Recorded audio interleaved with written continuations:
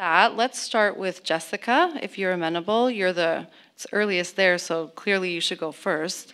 Jessica Drun is an amazing, she's such a gift, she has such a gifted way of explaining what is the difference between China's One China principle and the many other iterations of the One China policy that other countries have. So I also have to say that Jessica, this is my little plug for you. She was, recently there was a John Oliver clip about the One China policy, and Jessica actually contributed to that. In addition, she's currently a non-resident fellow at the Global 2049 Institute and is a regular contributor and commentator on the One China principle versus policy in a host of publications. So with that, Jessica, please take it away and enlighten us. Thank you so much. Good morning, good early morning, and good afternoon to everyone. So like Erica said, my comments today will center on the differences between countries' One China policies, and I emphasize policies plural, and Beijing's One China principle. I think this will serve as useful framing for my co-panelist presentations as well as for the final panel. So there are two big One China concepts used in discourse on triangular relations between the US, Taiwan, and China. So I'll start with the One China principle. The One China principle is essentially Beijing's position that Taiwan is an inalienable part of and a province of the People's Republic of China, with the eventual goal of, in their words, not mine, peaceful reunification. Alternatively, there are One China policies. Each country has its own. These range on the spectrum. Some match the language of China's One China principle and agree and accept China's stance. Others, and this is critical, do not take a position on the status of Taiwan. These include the One China policies of the United States and many of our European partners and allies.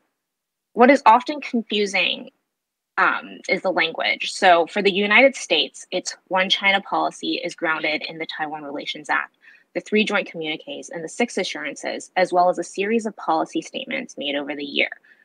The part of the language that is often confusing and misunderstood is the language in the communiques.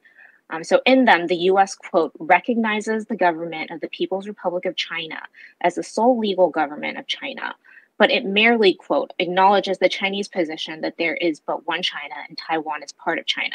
So recognizes and acknowledges signify different things in diplomatic speak.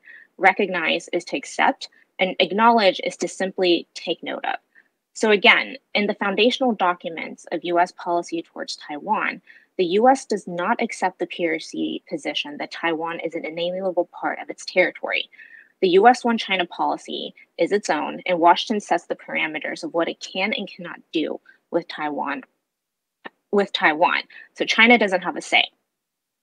Yet, because the language is so nuanced and the two terms One China policy and One China principle sound so much alike, the two are often incorrectly used interchangeably, as is misunderstanding the difference between recognize and acknowledge, with many believing that the US does indeed accept PRC views on Taiwan. And we see this often, unfortunately, in media and sometimes in even some segments of the US government. So this has inadvertently opened some space for China to control a narrative of other countries, especially the United States' position on Taiwan. It oftentimes conflates the two.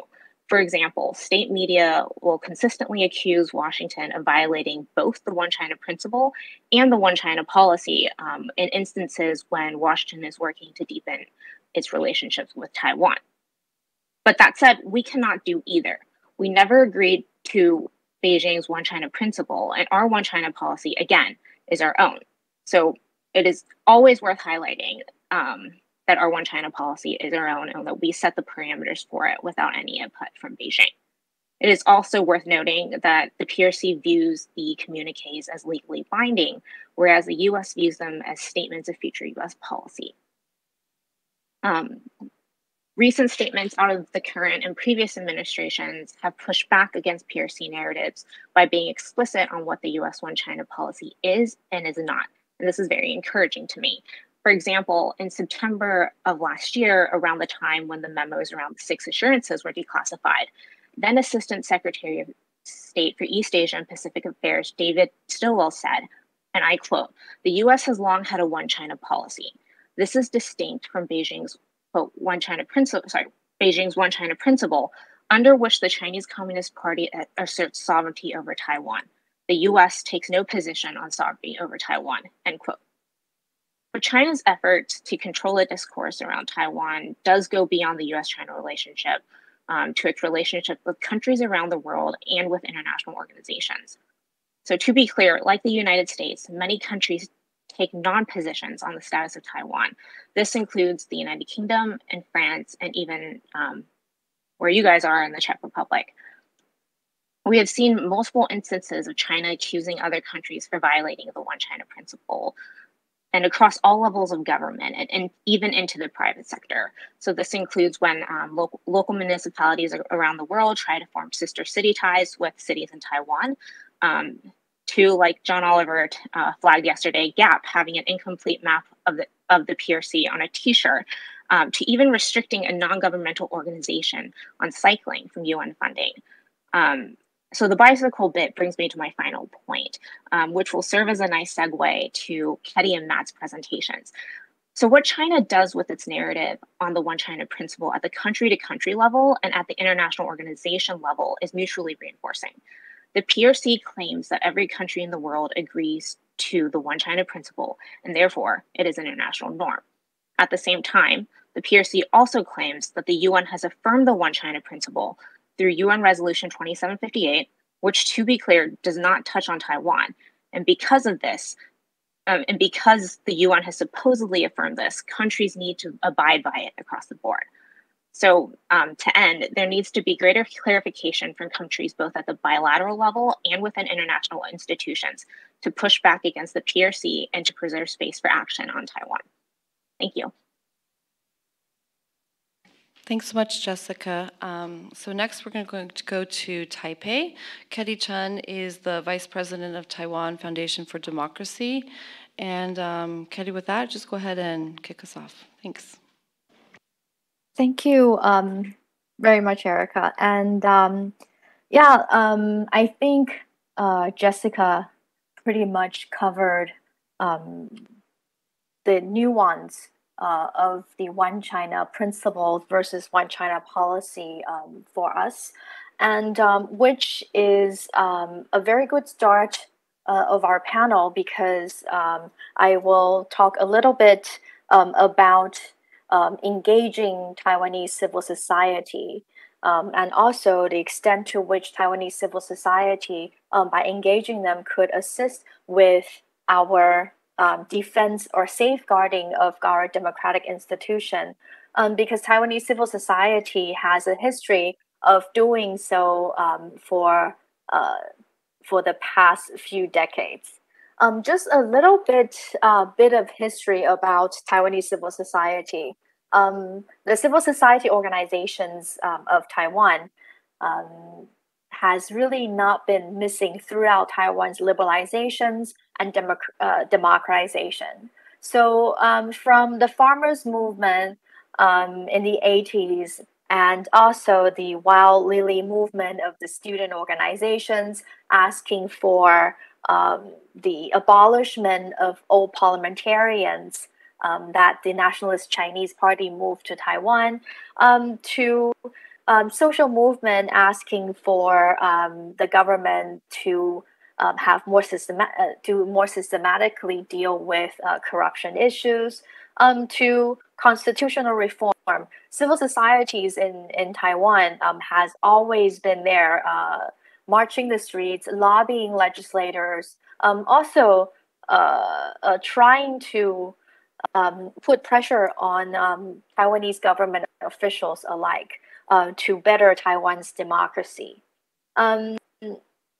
So I think since the theme of this conference is about a more substantive engagement of Taiwan, I think the engagement with Taiwanese civil societies and the sharing of information between Taiwanese civil society and civil society elsewhere, especially in Europe, would set a good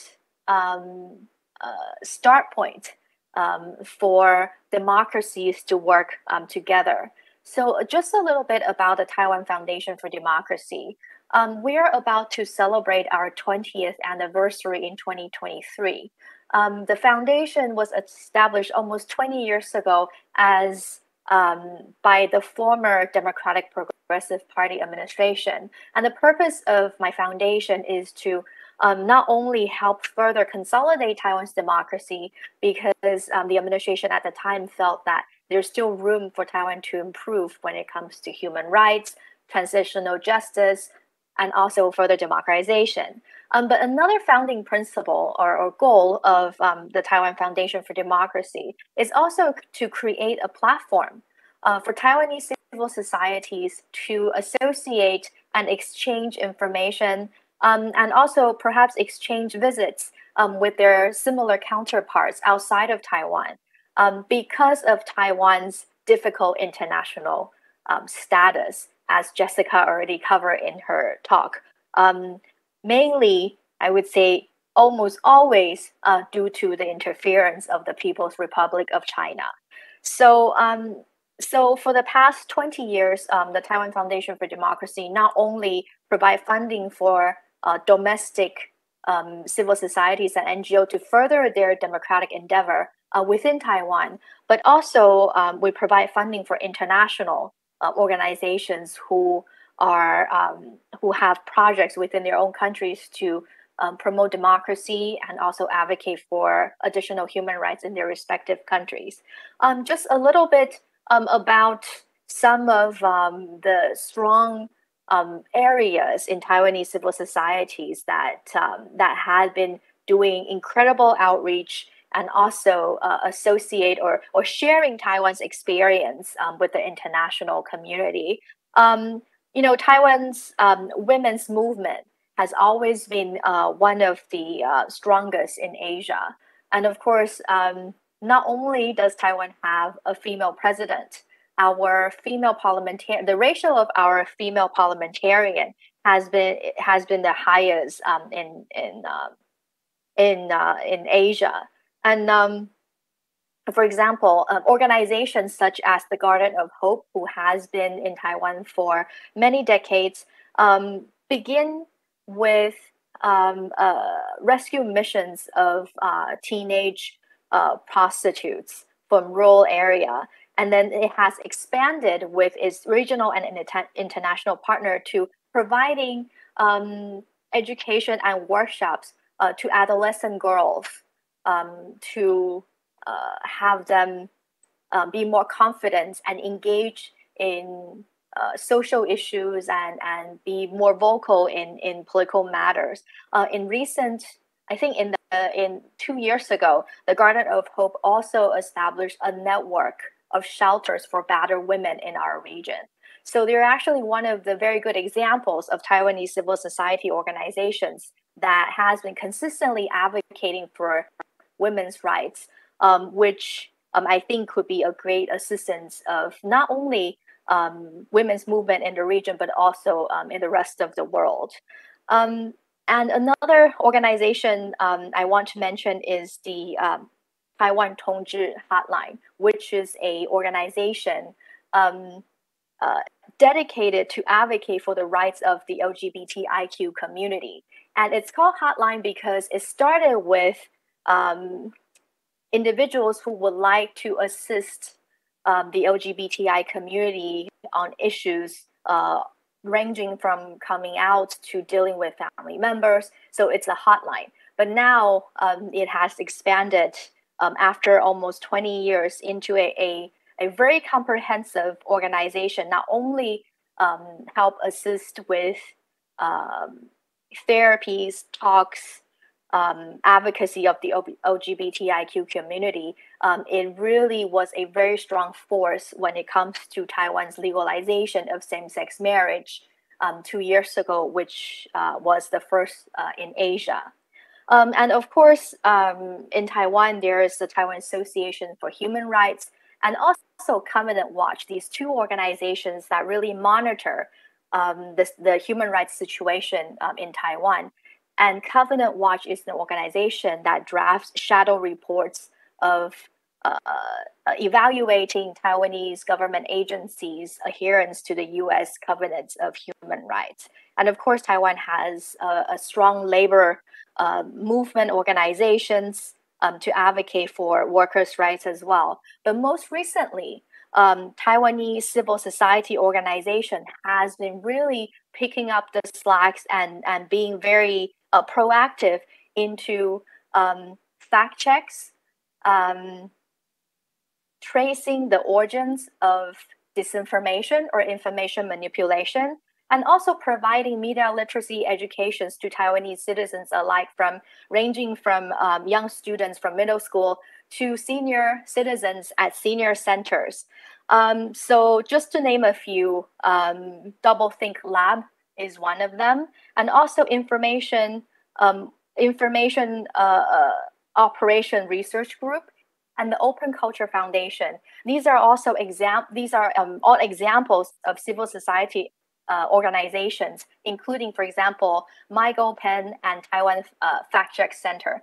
These are some of the example or organizations spearheading when it comes to combating disinformation, which Taiwanese citizens and Taiwanese government experience on a daily basis.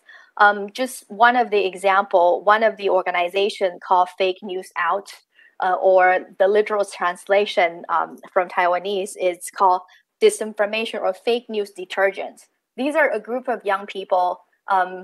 They mobilize themselves to community centers or places what they told me, senior citizens will gather, and they set up little tables and assist senior citizens when it comes to the operation of their smartphones and install fact-check bots within their chat groups. In 2 years ago, when I invited them to TFD to talk, they said that within that 1 year, they visited over 1,000 sites within Taiwan to try to educate the public on the effects of disinformation. So, these examples are what I want to share with you today, but they're by no means the limits of Taiwanese civil society. There's a wide range of issues that Taiwanese civil society's organizations cover. So I think these are the people who will be in the front line and very beneficial for those who are outside of Taiwan to trying to engage in Taiwan, and also, share experience with and have them come speak to you when it comes to a very substantive engagement of Taiwan. Thank you.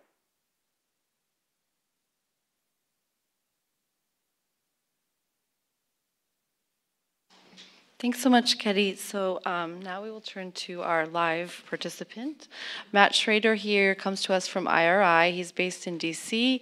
He's translated, I think you lived in Beijing, 9 years? He's translated, just about 3 books from Mandarin to English. Formerly the editor of the Jamestown China Brief. Yes. Which is a very popular publication that everybody in this room is definitely I'm sure everybody is a subscriber. Absolutely, yes.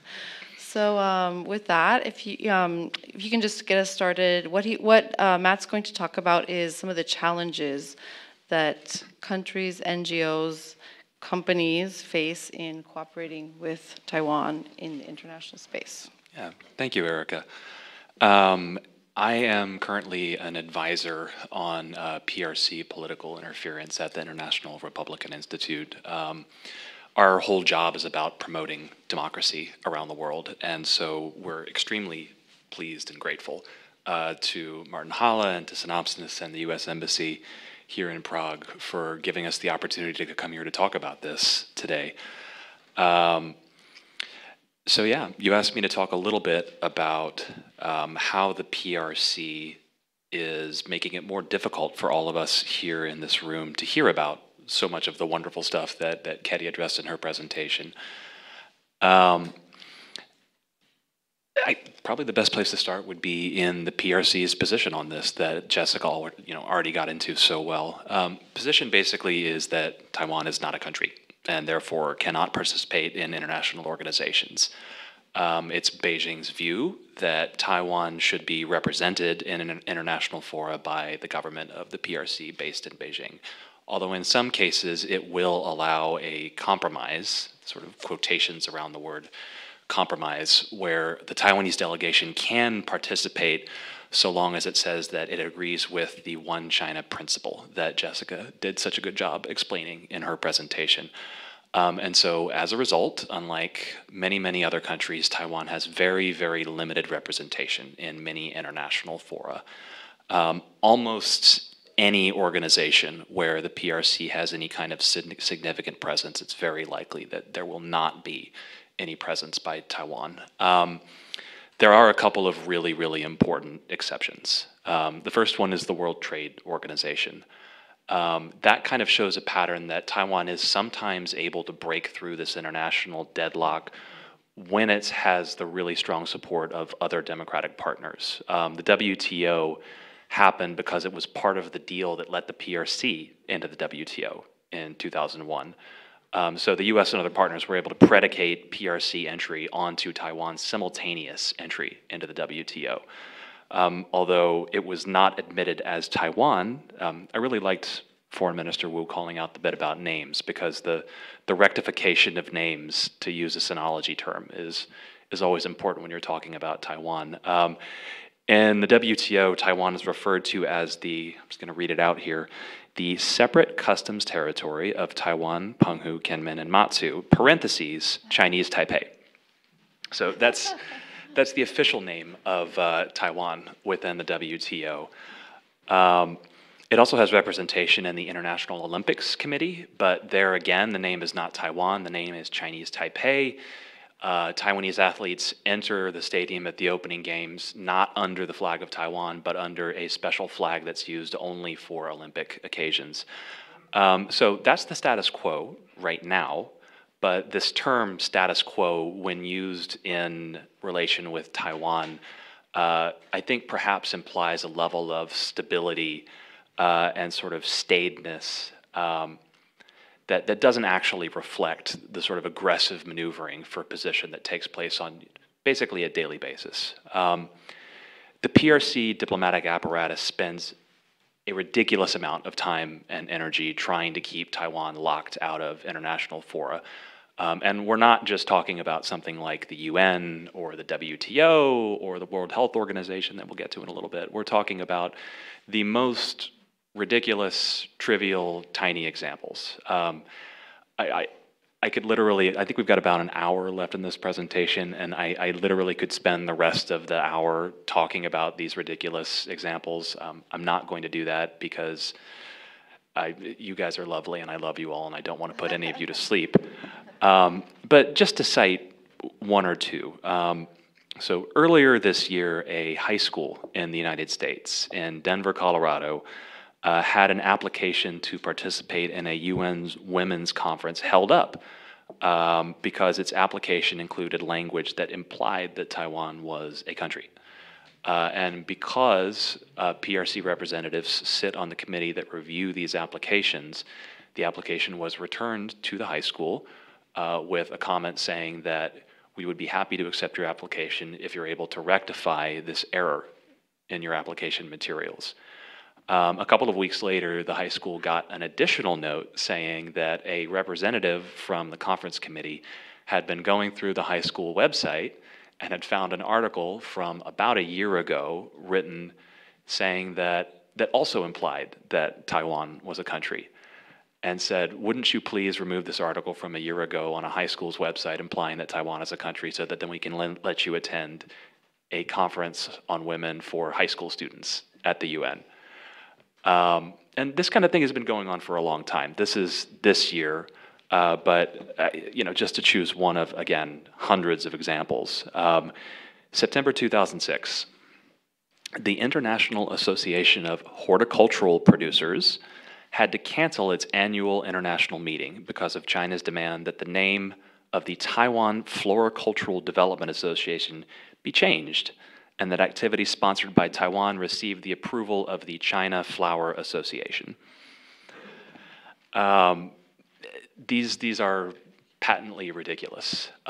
They're obviously petty, and that is kind of the point, to sort of portray an image of omnipresence, to show that Beijing will be there to object to any and every manifestation of Taiwan's presence as a separate sovereign entity in the international space. And to communicate to everybody that no matter how minor or ridiculous this manifestation, that there will be costs to those who make this error, even if the cost is just time and trouble or not being able to take your students to a conference for women at the UN. These are ridiculous examples, but they're meant to lay the groundwork for the much, much more consequential examples. So, and I apologize if any of this is basic for people in this room. I know we have a lot of experts present, but it's important to mention that the really important thing is the poaching of Taiwan's diplomatic partners. So Taiwan was kicked out of the UN in 1971, and its seat was taken by the People's Republic of China. And from that point through to the end of the 1970s, Taiwan lost a good chunk of the countries that recognized it. But that process proceeded in sort of a drip, drip, drip fashion all the way up to 2008, at which point Taiwan had 23 countries left that recognized it. Over the next few years, there was something of an informal truce between Taipei and Beijing because of the presidency of Ma Ying-jeou. He is the previous president in Taiwan. And it was thought in Beijing that his vision of cross-strait development was more in line with what Beijing wanted to see. And so they wanted to prop up his domestic political position by giving him something to show in the way of practical accomplishments. But after Tsai was elected in 2016, the truce was off. And since then, Beijing has been trying, basically by hook or by crook, to pick off the remaining diplomatic partners. So from 23, we're now down to 15. 14 of those are countries in the UN, and one of them is the Vatican. It would be kind of awkward, I think, for the Vatican to switch representation. Although if they thought that it would give them free hand inside of China, they probably would do it. The UN is one really important organization to mention. Diplomatic partners are another. Another one that we really have to mention in this context is the World Health Organization, because everyone in this room is wearing masks because there's a global pandemic. And Taiwan has arguably dealt with this situation as well or better than any country in the world. Case numbers are among the lowest in the world. Death numbers per capita among the lowest in the world. And it's probably not a coincidence that part of that could be attributed to the fact that Taiwan was the first country to close its borders to the PRC in the early days of the pandemic. They didn't wait for confirmation. They didn't wait for word from the World Health Organization. They just went ahead and did it. Taiwan has not been in the WHO since 1971 because it's a UN-affiliated organization, so it can't participate in WHO activities. Although there are now support from the G7, for example, recently said for the first time, backed collectively Taiwan's membership. But practically speaking, sorry about this, I keep popping into the mic. But practically speaking, the only thing that's been accomplished is that Taiwan was an observer at the World Health Assembly from 2009 to 2016. And the World Health Assembly is not the same thing as the World Health Organization. It's a yearly gathering of all the members of the World Health Organization. It's not membership in any of the specialized committees or any of the other really good work that the WHO does. It seems like it would be a good idea to have a country with Taiwan's experience and expertise in this organization, particularly right now, but it hasn't happened yet, and because of China's influence in international organizations, it's quite likely that it's not going to happen, at least not in the immediate future. But that is sort of what consolidating support among democratic partners like the Czech Republic, like countries in Eastern Europe, perhaps might be able to accomplish further down the line. So I'm gonna close with some thoughts about like what should policymakers in these countries do actually. I think there's three really practical things to keep in mind when you're dealing with this issue. I think the previous panel did a really good job with kind of all of the higher level. I don't want to use the word idealistic because that makes it sound like it's sort of pie in the sky, but the sort of speaking to our hearts about why this stuff matters. I'm going to talk to your wallets here real quick because that's what so much of this dispute comes down to, in whether or not countries are willing to go forward with trying to open up space with Taiwan. So first practical thing to keep in mind is that China's bark a lot of time is, I'm not going to say always, but a lot of time its bark is worse than its bite. A lot of times what you'll see China do with countries that want to open up space with Taiwan is not even directly threaten, but imply that there could be some kind of economic retaliation against that country, some sort of consequence for its trade with China, some consequence for the business that it does inside of the PRC. This actually happened in the case of the Czech Republic after the Czech Senate president visited Taiwan last year. What happened in that case is that orders for 6 fancy grand pianos were canceled. Actually, when I walked into the room, I wondered if that was like, it's the same model? It's really the same model? It's the same brand. Oh, it's the same brand, okay, yeah. So picture a piano like that one, and then picture 6 of them, and that was the total of the PRC economic retaliation, at least that was reported publicly last year. And all of those pianos were immediately purchased by a wealthy Czech citizen. Now, Central and Eastern Europe is in a somewhat better position than other countries because the sum total of trade in this region is not actually that great with China. The regional average is about 2% of external trade is with China, and the Czech Republic's right about in line with that. But even countries that do a lot more business with China, like Australia, for example, does about 1/3 of its external trade with China. And they've come in for some really serious sanctions the past 2 or 3 years. They've really gotten on China's bad side for a number of things we don't have time to get into right now. And so that's resulted in sanctions against Australia's wine industry, its barley industry, threats to its university industry, sanctions against its coal industry, threats to iron ore exports. But the practical sum total of all this on the Australian economy has actually been not much. Australian growth remains strong. And the country's trade minister said recently that even the wine industry, that was the hardest hit, only saw about a 10% drop in profits from exports following the imposition of these exports. So even there, in one of the countries that is the most exposed, the sum total of this retaliation really hasn't amounted to much. I was a little upset when Minister Wu said that the retaliation is mostly psychological, because I felt like he was sort of stealing my point there. But he's right. We'll forgive him since he's the foreign minister. Yeah, see, I can say that because I'm not the State Department. So one is the bark is worse than the bite.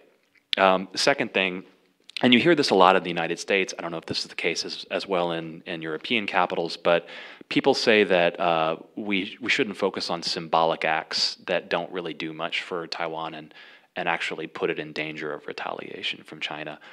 For this one, I'll only say that politics is symbolism for the most part, and that symbolic acts help lay the groundwork for more practical acts, and that many years of symbolic acts have led to us actually being here in this room with the foreign minister of Taiwan visiting Slovakia and the Czech Republic, where practical things are now beginning to happen. You can't have the one without the other. The goal of China's measures against Taiwan are to isolate it and to place it more in danger through that isolation. And so if these symbolic acts are able to break that isolation, then I would argue that that's actually a fairly practical effect as well. Last thing that you hear a lot, again, you hear this a lot in DC, I would imagine in some European capitals as well, is that working with Taiwan could set back cooperation with China in other areas like climate change. Climate change is the one that you hear a lot now. In previous years, it's been things like helping to slow Iran's nuclear program. There's sort of the second half of this statement kind of comes and goes with the times. And these are arguments that the PRC is happy to encourage by telling people that cooperation on the environment or Iran or whatever can't be separated from the overall state of the relationship. The implied message being, don't criticize us about human rights, otherwise we're not going to give you any cooperation on the environment. Particularly on climate, there's almost no real connection between the state of bilateral relations with the PRC and whether or not China makes progress on its climate commitments. you only have to look at the succession of statements and actions taken by the PRC during the Trump administration on the environment, when relations with the US were at a historic low, to realize that what Beijing particularly values is the image of itself as a global leader, and that that's tied to progress on climate. It's happy to tell people in DC that the two are connected, particularly when there's people it thinks it might listen, but the reality is that's not the case. And sort of the ridiculousness of this argument becomes clear when you flip it and you ask something like, well, would the US or Europe's progress on climate, does that have anything to do with our bilateral relationship with China? And the answer, of course, is no.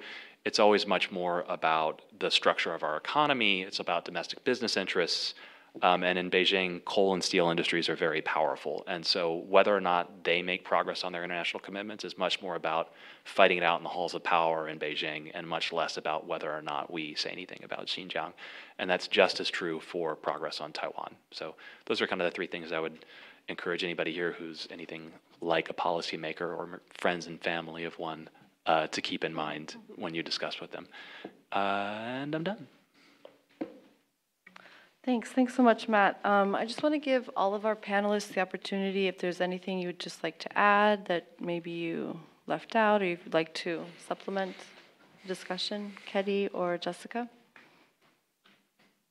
I really want to echo Matt's point about engagement with Taiwan. I think the People's Republic of China really wanted countries and organizations to think that engagement with China and engagement of Taiwan has to be mutually exclusive. It really doesn't have to be this way. Taiwan has not been operating within the United Nations, as Matt mentioned, since 1971. However, the Taiwanese and Taiwanese administration have been pretty resourceful and creative when it comes to engaging in different aspects, economically, people-to-people exchange, culturally, even with food, very successfully. But I think what I want to leave with the audience is that I think Taiwan's engagement with the world and Taiwan's assistance in the world have been widely recognized, and especially under the current situation with the pandemic. However, that is not to say that the people of Taiwan they are okay with that, and they will cease with the effort of joining international organizations or advocating for a seat for Taiwan at the United Nations, because they really wanted to be part of the international community and interact with the international community and further their contribution to the world. So just because you see Taiwan as being lauded as very vibrant, successful, engaging, but it's the principle of things that they really wanted to be part of the international community. Jessica, any final thoughts? Yeah, I just want to echo Ketty's point. I think oftentimes when we are talking about Taiwan's observership at the WHO, it oftentimes gets painted as, like a government-led initiative, right? That the Taiwanese government wants to be an observer. While that is true, I think what's often lost in these discussions is that the origins of Taiwan's efforts to join the WHO or WHA stem from NGOs. So there were local doctors' associations in Taiwan that wanted to contribute to international discourse on health, and they were the ones that pressed the government for entry into these organizations. I think that's important because it shows that it's not, centered on what we oftentimes focus on, is it a sovereignty issue, or, is Taiwan trying to join these organizations because of these sovereignty issues, and instead rather show that it's meaningful contributions and that the origins of these efforts stem from local civil society. Thank you, Jessica. So with that, I would like to open it to questions from the audience. If anyone has any questions, okay, Martin. Actually, here, I have a microphone. Okay. Microphone is coming. I have a question that is probably for Erica, but Erica may not feel comfortable to answer it, so it might go to Matt instead. And that is, The question is, how is the rectification of names going in the US government? Okay, I can answer that in part. I mean, I know that some of my colleagues in DC, this is something that it has been discussed, and in particular, so just for context, what we're talking about is, as the Deputy Foreign Minister of Lithuania said, it's really amazing, it's very brave and very courageous. Actually, I think Lithuania is showing outsized courage in this regard, because the Taiwan representative office that will be opened is the Taiwan representative office, Vice Taipei. And there was just like, there were very good points made today about why it should be called Taiwan, not Taipei. As proponents of this change in the State Department, there's an ongoing discussion on this, say that very, very similar to the way that Minister Wu described this, you know, this is actually an accurate way to describe what the office actually is. The office does not represent Taipei, it represents Taiwan. Likewise, we do not have embassies called, you know, Embassy of Washington, D.C. That's ludicrous, that's completely absurd. And I do think the fact that it's even a discussion or considered radical in some corners or among some folks, it really speaks to the effectiveness of the PRC's propaganda machine. Many times we dismiss PRC propaganda as ham-handed or ineffective, but I think, who said this? You say a lie 10 times and it becomes a truth. This is true, actually, because we are so conditioned to hear Taipei Representative Office, or, you know, province of Taipei, province of China. This is kind of something that people reflexively say, and I've heard this from colleagues in the United States government, I've heard it elsewhere, so there's a certain kind of conditioning, and this repetition, I think the PRC has been very, very effective at imposing this nomenclature on countries, NGOs, even high schools in Denver, Colorado. So this imposition of language, there's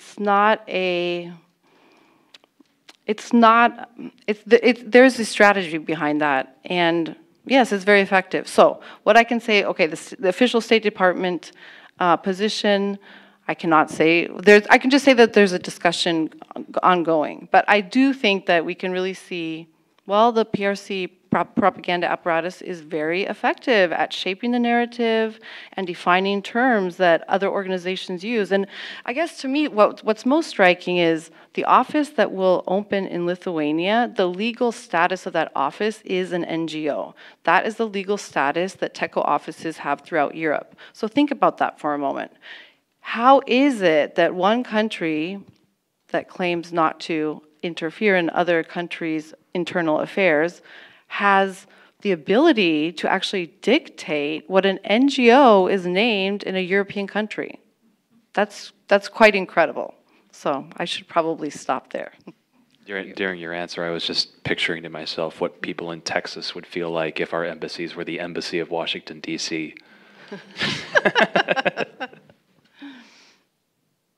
So if anyone, Matt, do you have anything to add? Okay. Unless you want me to. Or Katie or Jessica, actually. I feel like both of you are top. Jessica, especially, like your top, your lecture, it's really instructive, right? So language does matter. These terms are not chosen lightly, and they're not, in my view, they're not symbolic. They mean something. It's very deliberate. It's not, this is actually a strategy of controlling language and nomenclature. So. I guess my quick 2 cents on this is that it's useful to unpack why the PRC is sensitive to, both the Republic of China naming and Taiwan, right? So Republic of China would denote officiality, whereas Taiwan, which you would think is fairly neutral, right? I think in the PRC view, it kind of it implies a Taiwan separate from China, and that's why the sensitivity is there. And Martin, did you have something? just wanted to comment that the language intimidation strategy is only effective if we fall for it, right? That's true. Any other questions from that? Okay, Didi. Thank goodness for Synopsis. No, and actually I have a microphone here. And following up from Martin's comment about the language strategy being effective only if we fall for it, I wonder if the panelists would like to comment on how they see as the state of education in the in the so-called West, around the world, on the nomenclature surrounding Taiwan. You know, is there anywhere, you know, any school system, any group that sort of focuses on sorting out this incredible sort of spaghetti bolognese of language that we have around Taiwan? And it seems to me that reaching into education systems, schools, universities, etc., and just being really clear about what's going on here, in kind of in the way that John Oliver did in his immortal, I think, YouTube segment, but for schools, obviously, would be immensely helpful. And is there much of that going on?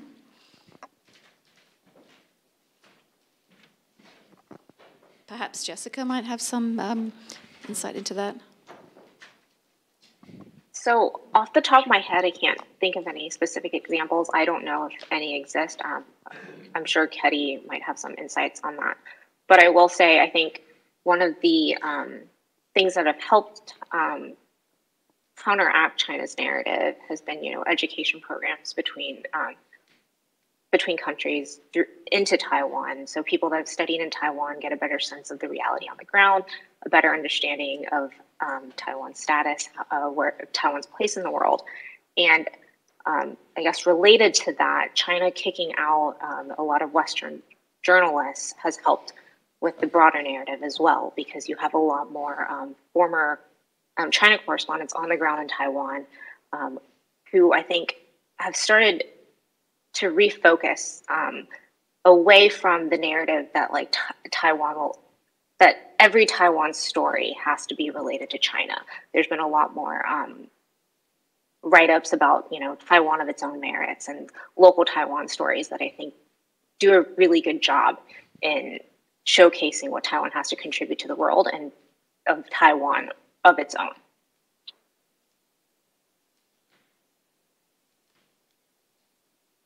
Ketty, you look like you want to say something. Yeah, I was unclicking my microphone. So I think for universities around the world, we are beginning to see Taiwan Study Centers and Taiwan Research Center that focus on studies of Taiwan, and not only on social science fields, for example, political science, but also in Taiwanese theater, music, different aspects of Taiwan. So we're beginning to see that, and the Taiwanese administration, I know, have been really actively pushing that. But when it comes to education system under university in the high school or middle school, we still yet to see a focus on Taiwan. But at the same time, I really think that this is probably the area that we need to really focus on. I agree with Jessica. When people actually come to Taiwan and be physically on the ground here, it really helps them to feel the living environment, the vibe on the ground. Sometimes, you know what, when international media, before they got kicked out of Beijing and relocate to Taiwan, a lot of the questions I receive from them, for example, when Taiwan loses its diplomatic ally, is what do you see on the ground here? What do you see Taiwanese people doing? Of course, my answer always disappoint them because they were just going on with their lives, going to school. So I get the question on the morning after, what do you see? I said, you know, I see the uncle from next door buying his breakfast just as usual. But that is not, but you know, I mentioned that, and people, you know, actually think that how come Taiwanese are so calm about this. And it's not that they are not aware that the PRC is stealing Taiwan's diplomatic ally to trying to further isolate Taiwan. But at the same time, while being able to go on with their lives, they also keep it in the back of their minds that international engagement is still very important, because this is why you see Taiwanese band together during Olympics game, and they're very proud of, you know, when Taiwanese team win certain medals, and you see bars in Taipei, people gathering around and trying to watch the game. So, you know, Taiwanese are aware, but at the same time, being under China's threats for so long, every day, people have to really carry on with you know, so they could live a normal life. So I really encourage individuals who want to understand Taiwan to come to Taiwan as exchange scholars or students. Just to plug TFD one more time, we actually have an international fellow program for those who really are interested into conducting research relating to Taiwan to apply. So you could be physically in Taiwan and see the country for yourself. Thank you, Kitty. So any other questions from our, yes, so Jack? Oh, wait. Okay, before Jack, this is Philip.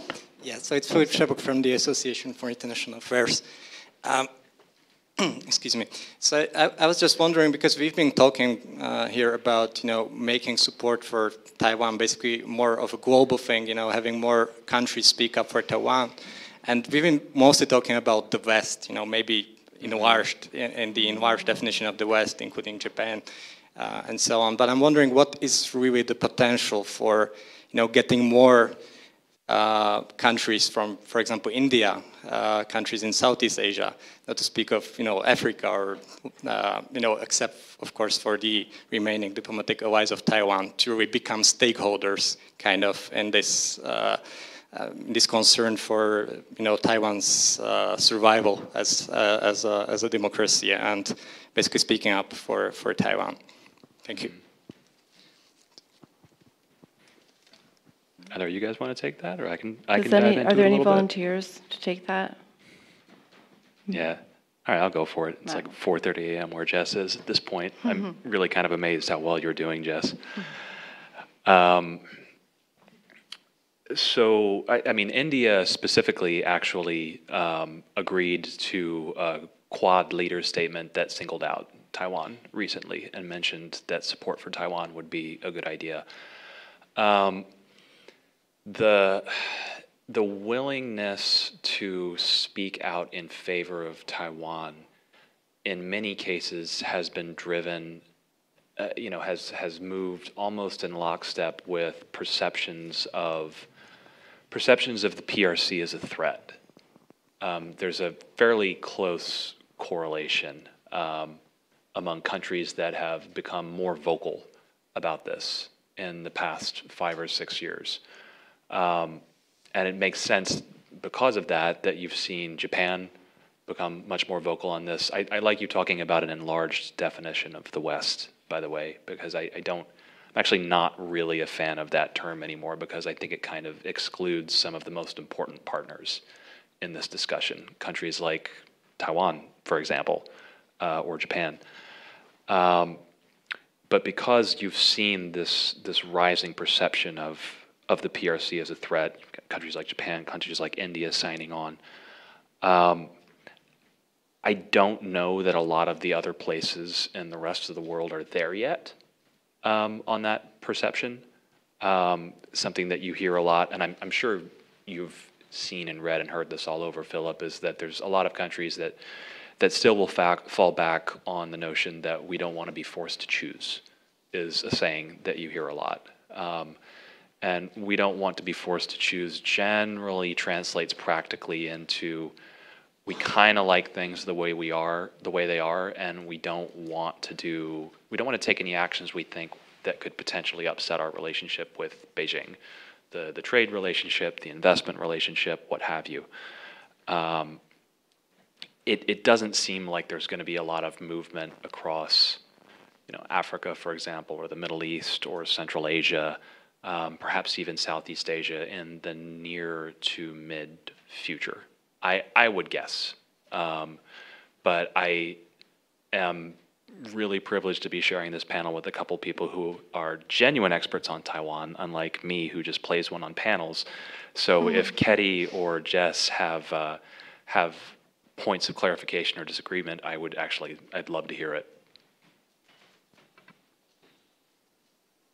So I would say that, one of the biggest challenges for the U.S. and like-minded countries in the United Nations when it comes down to a vote is the G77 bloc of mostly developing countries. I will say, I think it was a statement to the WHO, there was a group of African countries that did push back against what would have been expected. And I think it was in regards to either Taiwan's meaningful participation or against what China was doing, which to me was surprising.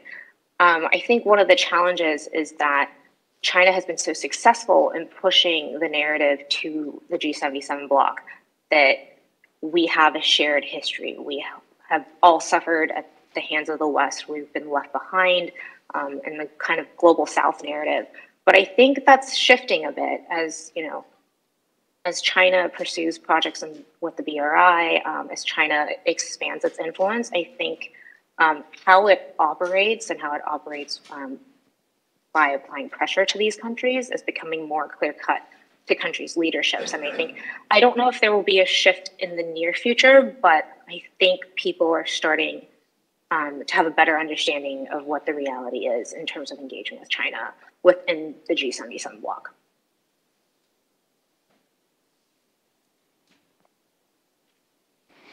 Kelly, anything to add to that? I would say that speaking up for Taiwan is a very good thing, and I'm very happy to see there's additional countries speaking up for Taiwan where we have not seen before.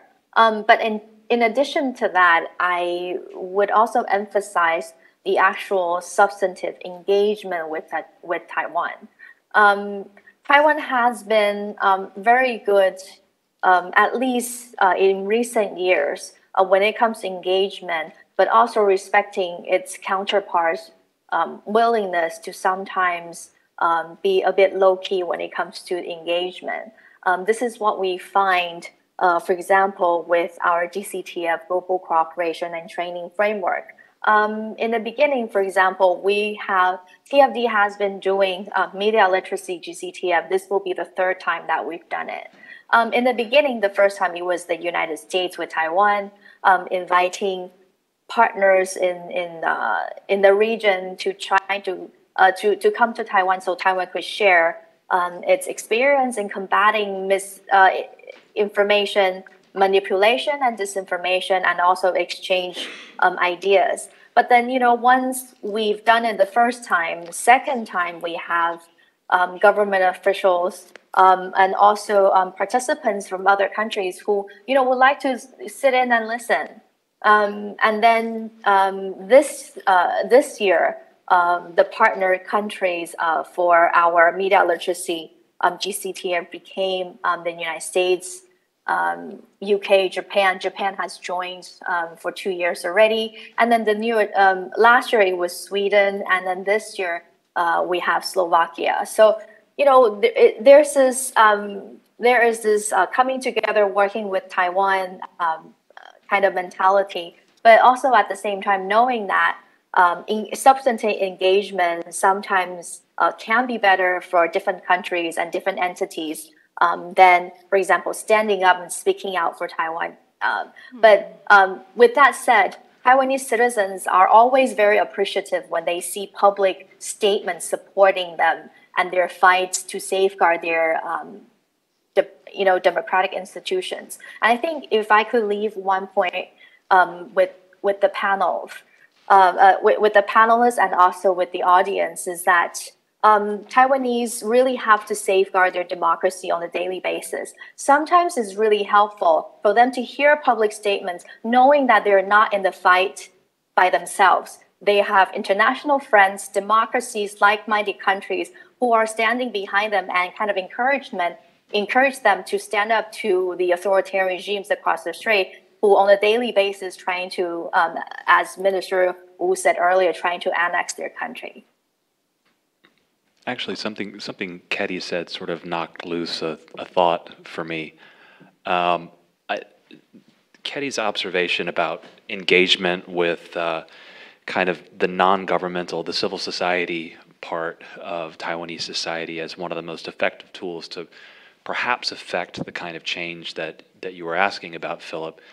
There's sort of a really interesting historical irony to that statement, because from 1949 until 1971, it was the PRC that was in the situation of not having a great deal of international recognition, and having to find ways to work around this lack of formal recognition to build ties and build support with other parts of the world. And so as a result, they evolved this entire structure of bureaucracy that was designed to facilitate a really thick web of contacts and connections between China and other countries, particularly countries like in the G77, countries in Africa, countries in the Middle East, to essentially build connections for China that they weren't able to build through formal international mechanisms. And those efforts continue to pay fruit now. I mean, like, China's presence on the African continent is not a recent thing. Like, they're calling upon ties that go back, in some cases, 50, 60, almost 70 years now.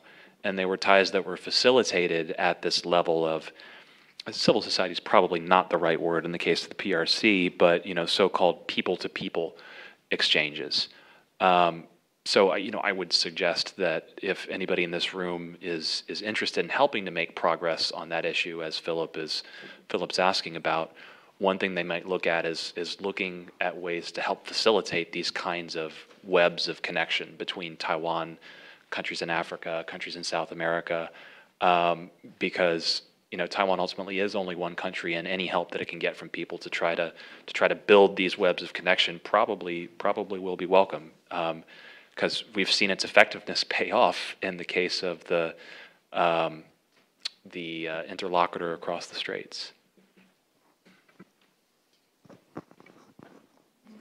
Yeah, go ahead, Jack. Yeah, I just have a question that's probably in between these two things, between civil society and at the national level. As we've seen here in Prague, there are sister city relationships where one China principles or one China policies are worked into them. I actually have a question for Jessica. To what extent is there plurality within these city-to-city relationships and the one China policies buried within them? And do they limit engagement with Taiwan at that level, and is this something that we should work towards kind of unwinding, or is it non-exclusive?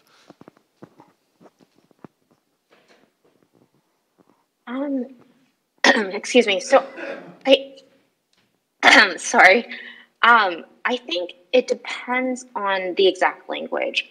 From my understanding, there have been efforts in China for sister city relations to inject language saying that if you form a sister city relationship with a Chinese city, then either you cannot form a relationship with a Taiwanese city, or they try to interject the language of the One China principle into, I think, the agreement.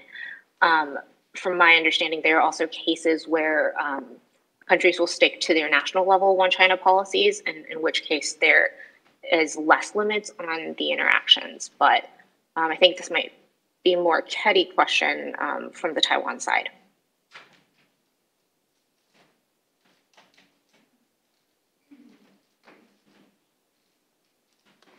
Ketty, are you?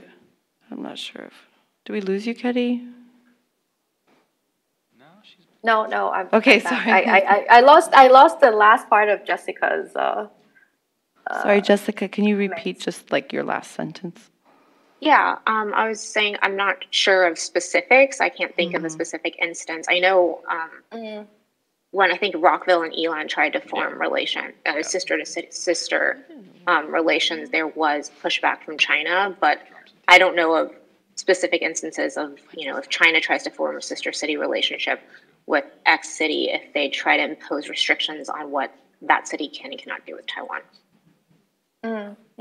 I actually can, from the top of my head, give you exactly the example just yet, but I think what Jessica mentioned was true, that there's always this mutually exclusive, and supposedly the two sides have to know that this tacit understanding. If you form any relationship with a Chinese city or diplomatic relations with China, then you should not engage with Taiwan. Again, as I mentioned before, sometimes things are done very quietly for the Taiwan case, and exchanges do go on.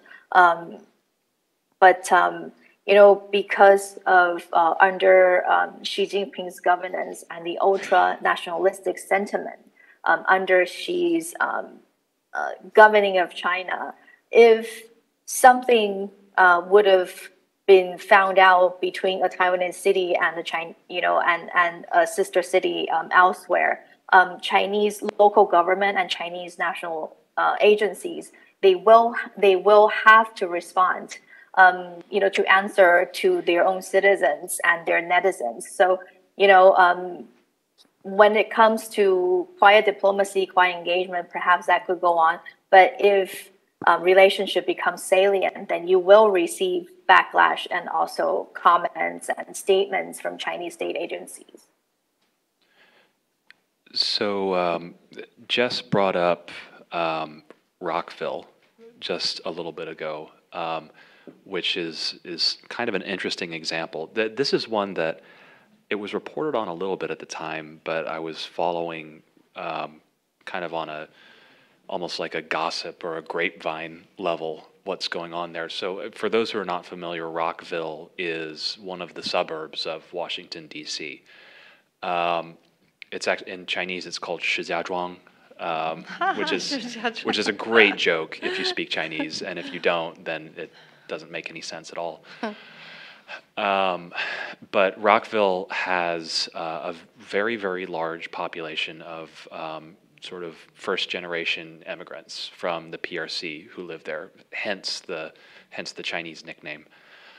And my understanding of what happened there was that the town looked to set up a sister city relationship with a city in Taiwan, and that this stoked the ire of some of the residents in the city who were from the PRC. And it actually got to the level that they tried to kick out the members of the city body who managed this relationship with Taiwan. Like, basically tried to get alternate members elected in their place to be able to put the kibosh on the sister city relationship. It's not clear if there was any sort of coordination at all with the PRC embassy in this case. At least outwardly, it seemed to be mostly a grassroots, citizen-driven initiative, which, it's a democracy. They're allowed to take action at the local level and to express their views. But in this case, it was in a way that was, inimical to something that we would like to promote, which is the exchange with another democracy in Asia in the form of Taiwan. That's just one example. As Jess pointed out, there's a lot of heterogeneity, but the principle of mutual exclusion does seem to be in effect wherever it's practicable, I would say. Thank you, Matt. And with that, we probably have time for one more question before lunch. So are there any final questions? Okay. Sir, go ahead. I will have a very simple question. Just imagine that the Czech Republic would establish full diplomatic relations with Taiwan. The people online.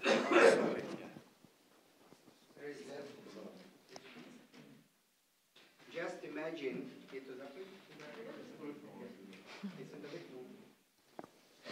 Just imagine that the Czech Republic would establish full diplomatic relations with Taiwan. What would the response of Beijing be? I'm going to ask that. I'm going to give that to the group. I'm going to pose that to the group. If any, do we have any speculation on that? Is there a way for us to... Hetty, you really like this question. Is there a way for us to responsibly speculate on this? Anybody got any ideas? Thoughts? Yeah, so there's only one China, and Taiwan belongs to that China, and the legitimate governing entity of China is the People's Republic of China. Any external forces trying to infringe on Chinese sovereignty will receive tremendous backlash and punishment. Taiwan is an inalienable part of China since the beginning of history, and we sincerely object this kind of behavior from the Czech Republic. This is my kind of assumption of that was very impressive. For a moment, I felt like you were the PRC, the MFA right there. That was very impressive. I'm kind of flashing back to my time in Catholic school reciting like the Nicene Creed or something. Well, I remember in the first week of Chinese language where I had to learn the national anthem. I feel a little traumatized. Okay. All right. So on that happy note. So I guess we're not answering the question. I guess no one's sure, really, but... I'll answer it. Yeah. I'll answer it. So, right, One China principle, they would pull their diplomatic corps. I think they would cut ties with the Czech Republic. They would pull out their embassy staff. They'd shut down their embassy, and they would expel the Czech ambassador and any associated consulates out of China. Which is, I think, is what Teddy was saying, but much more interesting language. Okay, and we have a comment from the audience, Martin Holla. And the worst of all, they would probably kick us out from the 16+1 and the whole nation would go into mourning. Which would be a tragedy. Yes, and one more comment from Jack Herndon. Actually, not a comment, just actually a question. So then have we seen the extent of the escalation ladder in terms of Chinese-Lithuanian relations? Is there, and if this is the extent of the response, is there actually, how much is actually at risk? This is a great question, and the honest answer is we don't know. And this is, so I spend a lot of time looking at like, PRC sanctions, for example. We've seen the PRC sanctioning people outside of China for the first time in recent years. In my previous job working for a congressional committee, like it was my job to look at all of these sanctions individually and try to figure out what they mean. And the honest answer is we don't know. We don't know because sanctions against individuals, if can somebody travel to China if they're sanctioned? Will they be put in prison if they're sanctioned? Maybe. We're not sure. And in the case of the escalation ladder with Lithuania, if Lithuania were to declare formal diplomatic relations with Taiwan, I think what Jess said is probably the minimum of what we might see. But what goes beyond that? It's really hard to say because it's a complex calculation of like how does Beijing perceive its own interests, and it's a nation of 3 billion people, and that's going to be a very complicated discussion in Beijing if that ever happens, and one that we don't have a lot of visibility. Okay, so thank you everybody again for joining us for the second panel. Now we have a very nice lunch prepared for you, and don't forget there is a third panel after lunch. So thank you very much. Thank you. Bye, guys.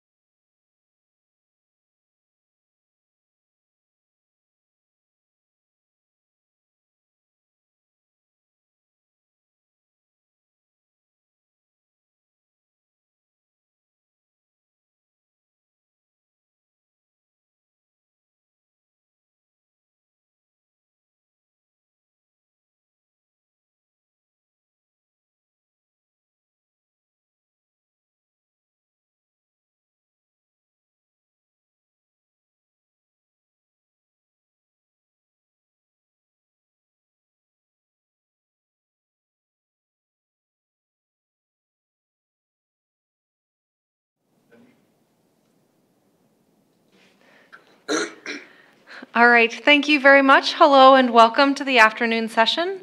My name is Claire Orvis and I cover China issues out of the U.S. mission to the European Union in Brussels. It is my deep delight to be here with you all today, to be joining such very thoughtful and substantive discussions this morning, and then to have the privilege of introducing our next set of renowned scholars and speakers to chat about the domestic and security challenges that come with engaging Taiwan. Our panelists will be sharing with us their insights on some of the elements and actors that affect Taiwan's political system, its democracy, its businesses, and its people. These are challenges not only for Taiwan, they're challenges for Europe, for the United States, and for democracies and democratic systems worldwide. First, joining us from the Global Taiwan Institute in Taipei, we are joined by J. Michael Cole, who will speak about non-traditional threats facing Taiwan, including pro-CCP sub-state actors. Next, speaking on the Hong Kong canary in a PRC coal mine, how Hong Kong was lost and why it matters to the world. We'll hear from Didi Kirsten Tatlow, a Hong Kong native and a researcher at Sinopis here. And lastly, we'll hear from the Oriental Institute of the Czech Academy of Sciences, from researcher Andrej Klimaš on Taiwan as a case of post-authoritarian ethnic governance. I will echo the moderators that you've heard from all day and ask that audience members hold questions until the end of the session, and we'll have time for a discussion after we've heard from our distinguished panelists. For those of you joining us virtually, please submit your questions through the WebEx chat, and I'll be sure to raise those as soon as we've heard from some folks in the room. And please do keep your microphones muted. And with that, I will turn it over to J. Michael in Taipei. Thank you so much. Well, good afternoon. Thank you very much for inviting me today to join your forum. So I've been asked to talk about mostly domestic challenges that Taiwan is facing on the security side of things. That's a subject that I've been focusing on for quite a few years now, that I believe has not necessarily been receiving the attention that it deserves, largely because the more visible aspects of Chinese aggression towards Taiwan have tended to be on the military side. So certainly, as we saw in recent weeks, starting on October 1st, with the various intrusions into Taiwan's ADIZ by PLA aircraft, constantly over the years, the threat by Beijing authorities to use military force against Taiwan to basically to coerce the Taiwanese into accepting some form of annexation. All that is very interesting. It is a clear and present danger that the Taiwanese face on a daily basis, with all sorts of implications for the region as well. But what I chose to talk about today, and again, this is something I have been studying for the good part of the past 7 or 8 years, are the different, what I call sub-state actors. Basically, these are different organizations in Taiwan, including political parties, but also some sort of a civil society, as well as triads or organized crime, all of which have one thing in common, in that they support Beijing's or the CCP's objectives towards Taiwan. So in their own ways, they're involved in all types of activities to bring about unification of Taiwan, but also to undermine state cohesion and stability if called upon by the regime in Beijing to do that. And I maintain again that this is a subject that has been understudied both within Taiwan, but also internationally when discussing the challenges that Taiwan has been facing. So what I intend to do today is to quickly go through a number of organizations, individuals who are involved in pro-CCP activities in Taiwan or within Taiwan. So name them, but also briefly discuss the kind of activities that they're involved in. So to begin with, and some of our viewers today and people in attendance may be familiar with them, They're called the Patriot Alliance Association of the ROC. This is a group of people, some of whom were actually PRC nationals who got married to Taiwanese nationals, and by doing so were able to come to Taiwan in 1970s and 1980s. The association is mostly renowned for numerous instances where they physically assaulted Falun Gong practitioners outside Taipei 101 and at other tourist venues, primarily in Taipei. The head of the organization earlier this year died from complications related to COVID-19, but the association continues to exist. Over the years, they've also been involved in quasi-protests against Taiwanese civil society that was mobilizing against cross-strait agreements under the previous administration during the Ma Ying-jeou years. On a number of occasions, they have threatened physical assault against individuals and joined forces to intimidate and protest against visiting delegations of people from Hong Kong, so pro-democracy advocates. So that's been primarily their role. They were caught a few years ago admitting that they were receiving funding from the PRC, which is against the law in Taiwan. Now, overlapping with those organizations, there are a number of groups that are primarily constituted of retired military generals in Taiwan, groups like the 800 Heroes and the Blue Sky Alliance, again, that have tended to use physical intimidation or assault against lawmakers, against politicians, sometimes against civil society, and oftentimes overlapping with other more overtly pro-Beijing organizations. There's an individual, again, a retired military officer, his name is Gao Anguo. A few years ago, he came out and he announced the creation of something called the Republic of China Taiwan Military Government. And he said that they were building different regional forces within Taiwan, and that their role was basically to overthrow the elected government under President Tsai-ing-wen. Now, he has not, and his organization has not acted upon that threat.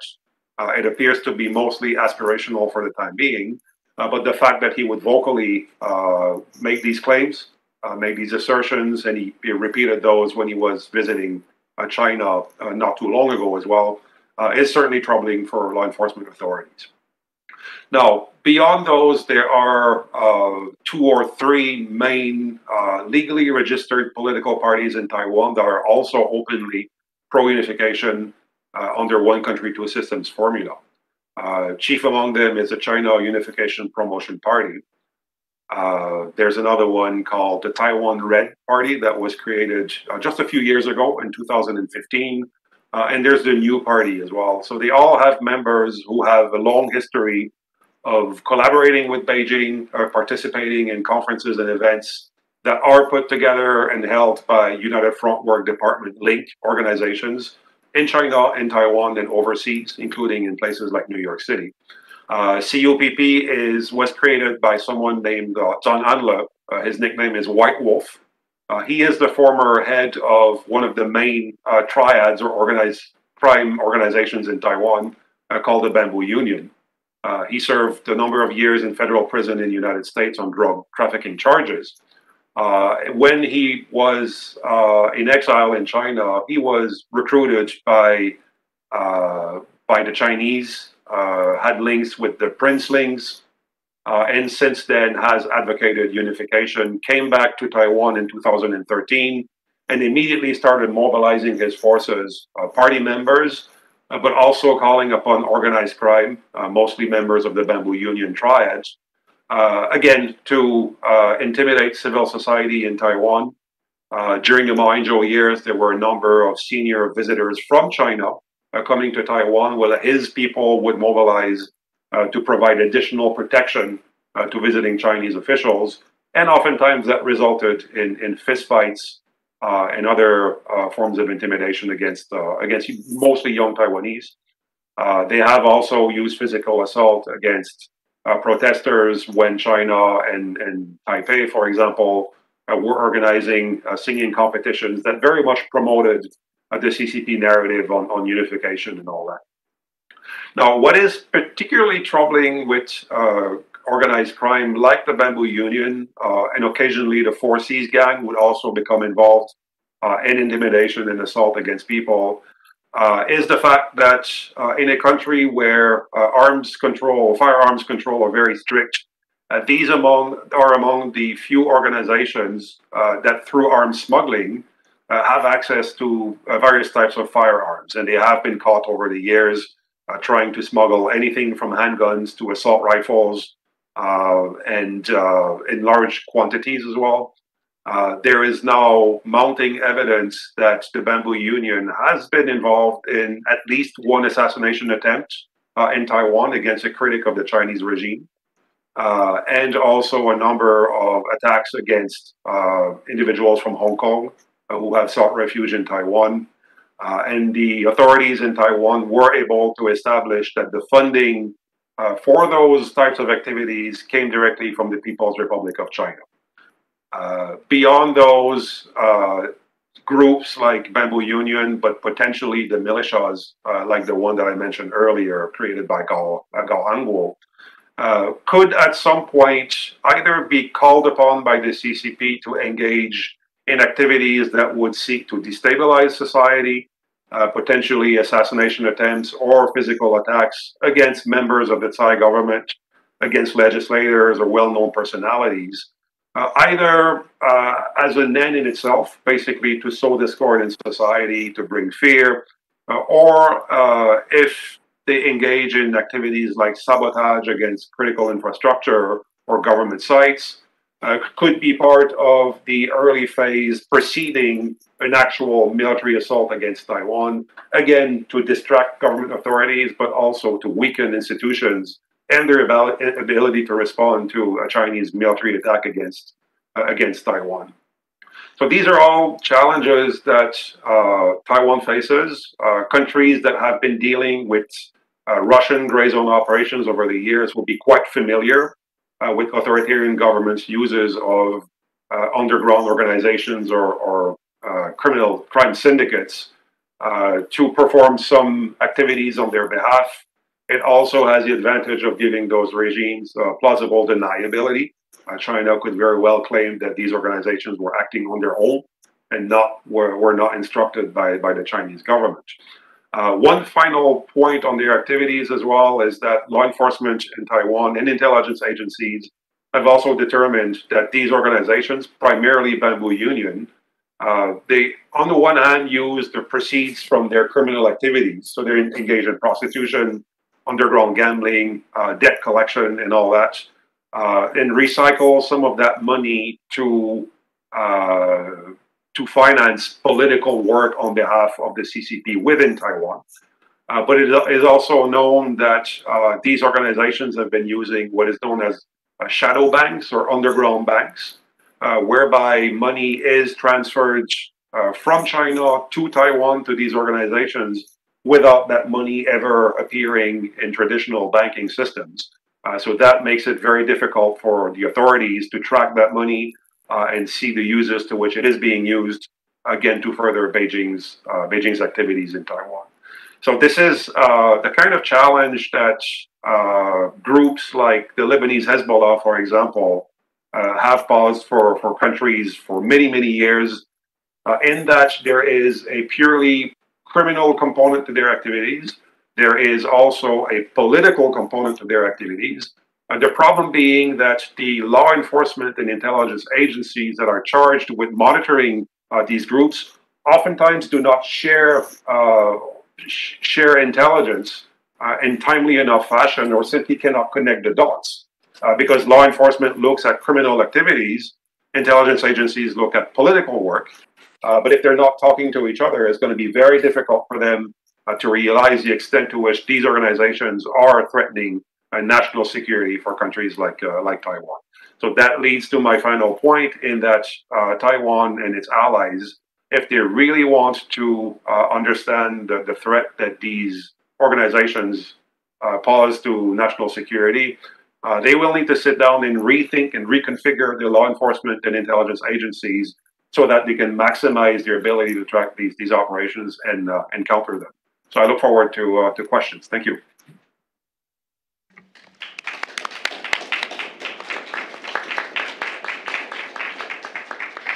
Thanks very much. I really appreciate that, Mr. Cole. Turning over to Didi to hear more about similar challenges. I appreciate that Michael mentioned several times connections with Hong Kong, and now we'll be hearing from a Hong Kong expert. Thanks so much. Yeah, thanks very much to everyone, to the organizers. And I'll just get right to it, I guess. You know, the title, a Hong Kong canary in a PRC coal mine, pretty much probably says it all. I think the phrase is a bit overused. Everything's, you know, the canary in the coal mine. But when you look at the political situation in Hong Kong, it's really a very, very good example of a warning of what happens to an open society such as Hong Kong had when it is essentially taken over by a dictatorship. And with all the, you'll know about all the rule breaking that went along with that, the joint declaration, the basic law, you know, being contravened by Beijing when it felt threatened by Hong Kong's nature, by its freedoms and what was happening there. So, you know, but I don't want to sort of just make everyone feel rather miserable about Hong Kong because it's not a happy story, not yet. And in fact, a lot of people from there, and here I'd like to, you know, shout out to a lot of people, such as Amy Yip in Germany, who's with the Hong Konger in Deutschland, so Hong Kong is in Germany, and many other people who are really working hard. Ting Chung, the journalist who was in Hong Kong until quite recently, is now gone to the US. He's left too. Very, very interesting person, very experienced in the ways of the Communist Party of China. And, you know, people are trying to do a lot, but they're also, as Ching Chang said on a recent event I took part in Berlin, he says, honestly, whenever I think about Hong Kong and what's happening there, I just want to cry. So, yeah, it's very tough for a lot of people. But I wanted to talk about the actual things that we talked about this morning. For example, Foreign Minister Joseph Wu talked about the importance of words, of meaning, that words really matter, that they don't just illuminate or obscure, but they can also profoundly change and create our reality. In other words, words are power. Senator Fisher talked about Kafka, a very favorite author of mine, and the absurdity of power, the cruelty, how power doesn't listen, doesn't care, the helplessness of the individual. And I think, you know, focusing on the issue of words and power, a little story that happened in Hong Kong this week. There was the first marathon, Hong Kong Standard Chartered Bank Marathon, and runners came out with the words, some of them came out with the words, you know, 香港加油, 香港加油, which means basically, come on, you know, come on Hong Kong, is normal sporting shout. And they discovered to their surprise that the police, or maybe not entirely to their surprise, that the police had become a kind of a fashion police and were scrutinizing their clothes for suspected anti-Beijing slogans, such as 香港加油, you know, come on Hong Kong, for runners. There's, of course, completely natural thing for runners to be, you know, to want to go on, go quicker, and for people to shout at them, and for, you know, to encourage them, and also for them to want Hong Kong to do well in this international marathon. However, people who had those words on their shorts were taken away to special tents. They were questioned. Their details were taken down. They were photographed themselves and told to change their shorts. That's, you know, how absurd things get. Kafkaesque, you know, is a word you'll all know of. It's a pretty good word. But what I want to say as well as all these stories that are happening, in addition, this week we had the announcement of the shutting down of Amnesty International offices in Hong Kong. That'll happen on Sunday. And we had, very worryingly, the government announcing that it is making basic changes to the Hong Kong legal aid system. This means that poor people, for example, working class kids who were in the protests over the last few years, who cannot afford a lawyer or maybe facing national security charges under the new national or state security law, which Beijing imposed on the last day of June 2020, which has, of course, completely changed Hong Kong. that they can no longer choose their own legal aid lawyer. That means that, so if you qualify for legal aid because you're, come from a poor family, you used to be able to choose your lawyer. And a lot of very, very good Hong Kong lawyers were doing legal aid. They can no longer choose the appropriate lawyer that they want. And the government says it's to stop certain lawyers having what they claim is a monopoly of the legal aid system. Now, this makes no sense because lawyers really don't earn anything from doing legal aid. So why any lawyer would be trying to monopolize a legal aid system in a kind of an evil way, other than that they're actually trying to help people who are facing very severe criminal charges under the state security law, is anybody's guess. But it's pretty clear that there's an attempt to interfere with that very, very important legal process. So just in this first few days of this week, we saw basically an attack on personal choices, what gear am I going to run in, the words on it, an attack on the legal system, again, and on human rights, clearly, the withdrawal of Amnesty International, and that's all been since about Sunday. However, the good news or the bad news, I guess, is that none of this, in a sense, is particularly new, because in reality, the changes in Hong Kong, of course, began way, way long ago. And I did a piece for Sinopis about this, so if people are interested, they're welcome to look it up and get the detail. But essentially, I think the reason it's important to talk about this now, especially with regard to Taiwan, what we've just heard from J. Michael Cole, is that what happened in Hong Kong really, I think, requires us to investigate very carefully, to identify the factors, to identify how Beijing achieved this remake, if you like, illegal, by the way, of Hong Kong, and to stop this happening in other places. Now, some people may say, well, Hong Kong was, became under Chinese sovereignty. This is obviously true, and therefore is a different case. But I would argue that's not really highly relevant, because these same structures and tactics are already at work in many places around the world. Not just Chinese-speaking places. Australia would be a great example. Germany, where I live, is another great example. And we are, by and large, blind to it. So, of course, the actual impact would be a little different from place to place, and perhaps the extent of it. But essentially, we are seeing the insertion and projection of CCP power into democratic societies. And Hong Kong here serves as the model of what you can do in order to stop that happening. And I really hope that we begin to, that we take on this task of identifying and actually starting to push back very strongly against this stuff. There isn't enough time to get into the detail here, but I'll just briefly mention three areas: political, civil society, and the police force. So in Hong Kong, basically, the Chinese People's Political Consultative Conference, part of the United Front, was a key vector in preparing the ground for essentially taking over Hong Kong, establishing a shadow government almost to the one that Hong Kong had, even after the handover to China in 1997, which then eventually subsumed Hong Kong's own system and is now has completely shoved it out the way, almost completely. And there was a very careful series of events where Hong Kongers of a particular patriotic nature, often their family ties were, very old with the communists, or somehow, in the case of Tung Chih-hua, his father's shipping company was in fact saved by state money, PRC state money, and Tung Chih-hua owed Beijing a lot from that second on. That's what happened.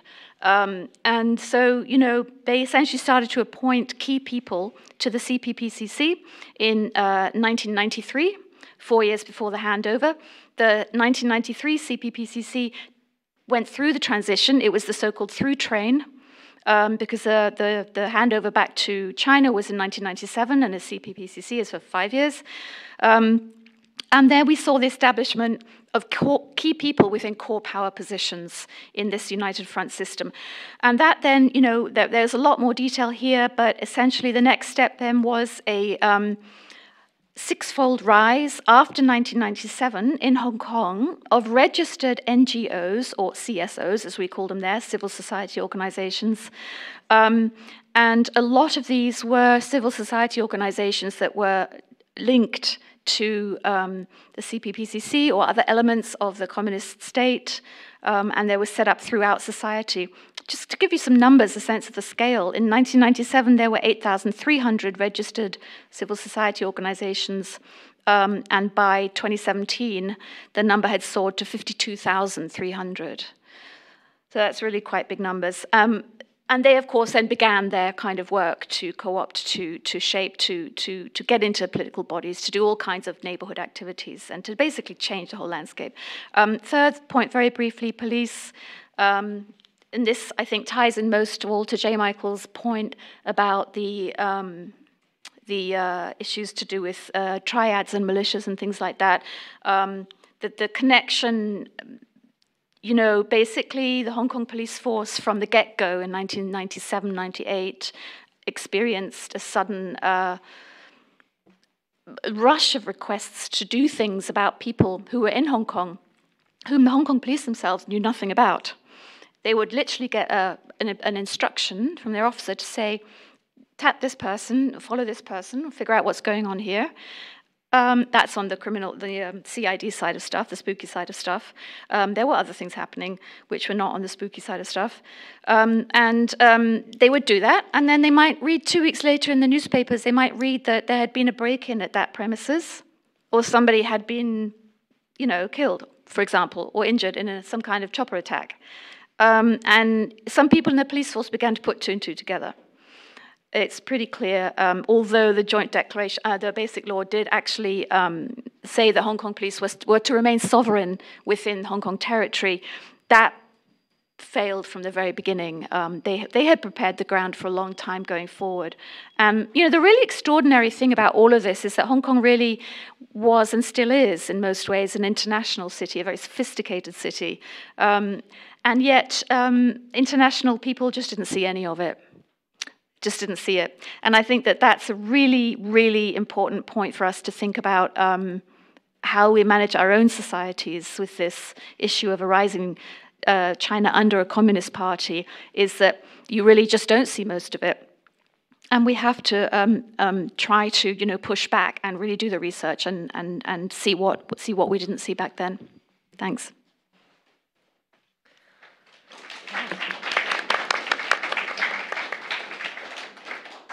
And if that wasn't sobering enough, we're now going to. No, it's accurate and certainly timely to look at all of these things, and to follow on Didi's very cogent points about what to look for and the need to look for things.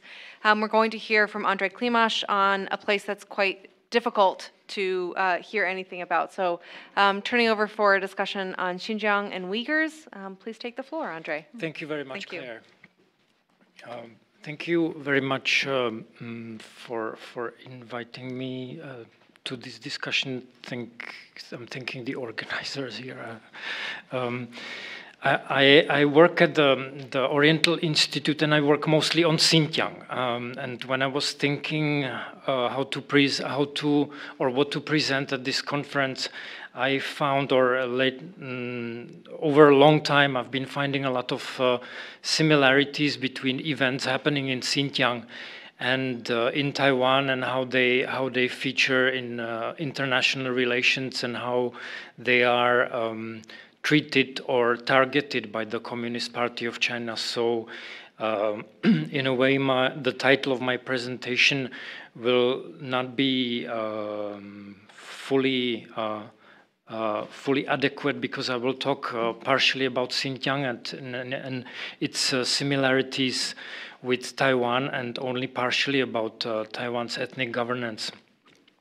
So I would like to pick up on a mention made earlier by Mr. Minister Wu and Mr. Vice Minister Adomenas and other speakers at this conference before me, who mentioned the issue of Xinjiang. Indeed, Xinjiang over past few years has become a location where unprecedented events or phenomena have been taking place. It's a place, as I was discussing earlier with Claire, that has caught my attention already quite some time ago as being a very illustrative case of what is happening or what has been happening in China for many decades before the recent extreme turn in Xinjiang policy and in Xinjiang situation. So with the rise or with the assumption of power by Xi Jinping in 2012 and by Chen Quanguo in 2016, things took even a more, let's say, drastic turn. It was mentioned here that Xinjiang is a place where very many people have been detained in order to be politically re-educated. The numbers are clearly at least hundreds of thousands. Several reliable methodologies point to numbers being actually higher than 1 million over past few years, since roughly late 2016. And for the following around 3 to 4 years. This is not to say that the people are being released to freedom. Lately, rather the trend has been that some have been released to domestic monitoring or to house arrest, let's say. Others have been kept in detentions or in what is legally or formally a detention. Others have been sentenced to what is formally called a prison. This whole system or this cosmos of detention facilities and prisons is being combined with forced labor system, where the prisoners are being used or are being coerced to work in factories, either in Xinjiang or in inner China. Again, there have been reports in recent years which focus on this issue. The system of mass extra-legal incarceration has been combined also with the program which is called pretty cynically poverty alleviation system. So this forced labor system has been declared as a poverty alleviation, which is a program that has been ongoing for a longer time, but lately it has been in a very complex way integrated with this system of detentions. The conditions in detentions are horrible. People are held in critical, degrading conditions with not enough food. There are reports of torture, deaths, disappearances, cases of rape. The primary purpose of these measures is not any de-extremification or de-radicalization campaign, as is claimed by the official propaganda of the Communist Party of China, but rather to indoctrinate and basically break or decimate entire ethnic group in terms of their ethnic consciousness, cultural practice. Political re-education has been implemented very forcefully in all the types of these detentions or prisons. We see this is one measure where we can see a clear or a revival, rejuvenation of previously shelved totalitarian practice of mass incarceration combined with political re-education. Outside the detention system, Uyghurs are also not free. They live in conditions of strict control of every aspect of their life. Technological tools are a newly invented set of mechanisms which allows, uses technology to enhance control and very radical reforming or reforging or re-engineering of the society of Uyghurs and Kazakhs and all other indigenous communities. Complex system of systematic forced birth prevention measures has been in place in recent years in a situation where plan of where forced family planning or forced birth control system is being abandoned in inner China, and it's not in practice anymore in the case of the majority Han population. So in this situation in Xinjiang, this system has been systematically used to prevent births in a minority nationality society. Other measures taken up by the party state are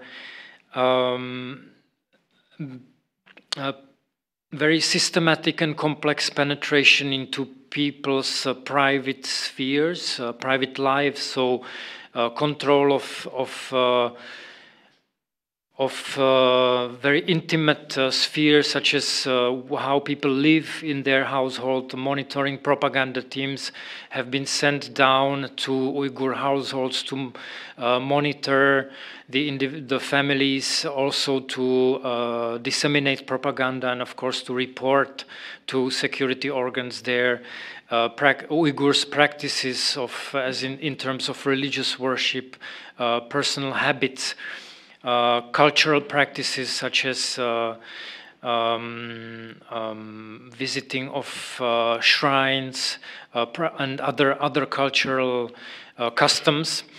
The elimination of cultural practices, elimination of Uyghur language as a medium of instruction in the education system has been long in practice. It long precedes the recent extremification of official policy in Xinjiang. So all in all, these measures amount to several phenomena. They mean, for once, revival of multiple totalitarian control techniques which had been shelved before the ascent of Xi Jinping and Chen Quanguo. They also mean invention of many novel technology-driven means of totalitarian control of basically every aspect of society, every walk of life of Uyghurs and other indigenous Muslim communities. They amount to cultural genocide and crimes against humanity. There is a unanimous agreement in the scholarly community that these things are happening. There is also a unanimous accord among scholars, among Xinjiang scholars, that the system can be called settler colonialism, which basically amounts to systematic genocide and eradication of indigenous populations and communities. It also means a whole new model of governance, which the Chinese Communist Party has been extending in various degrees and aspects inside China and outside China. The Chinese Communist Party has been practicing pressure on Uyghur communities outside of China, because it still regards Uyghurs living abroad as the citizens or as subjects of the CCP control. So this is a phenomenon which is called transnational repression in the terminology of the three warfares concept, which as importantly stressed recently by Peter Maris, is not a doctrine of military hybrid warfare, but a concept of enhancing the power of the Chinese Communist Party.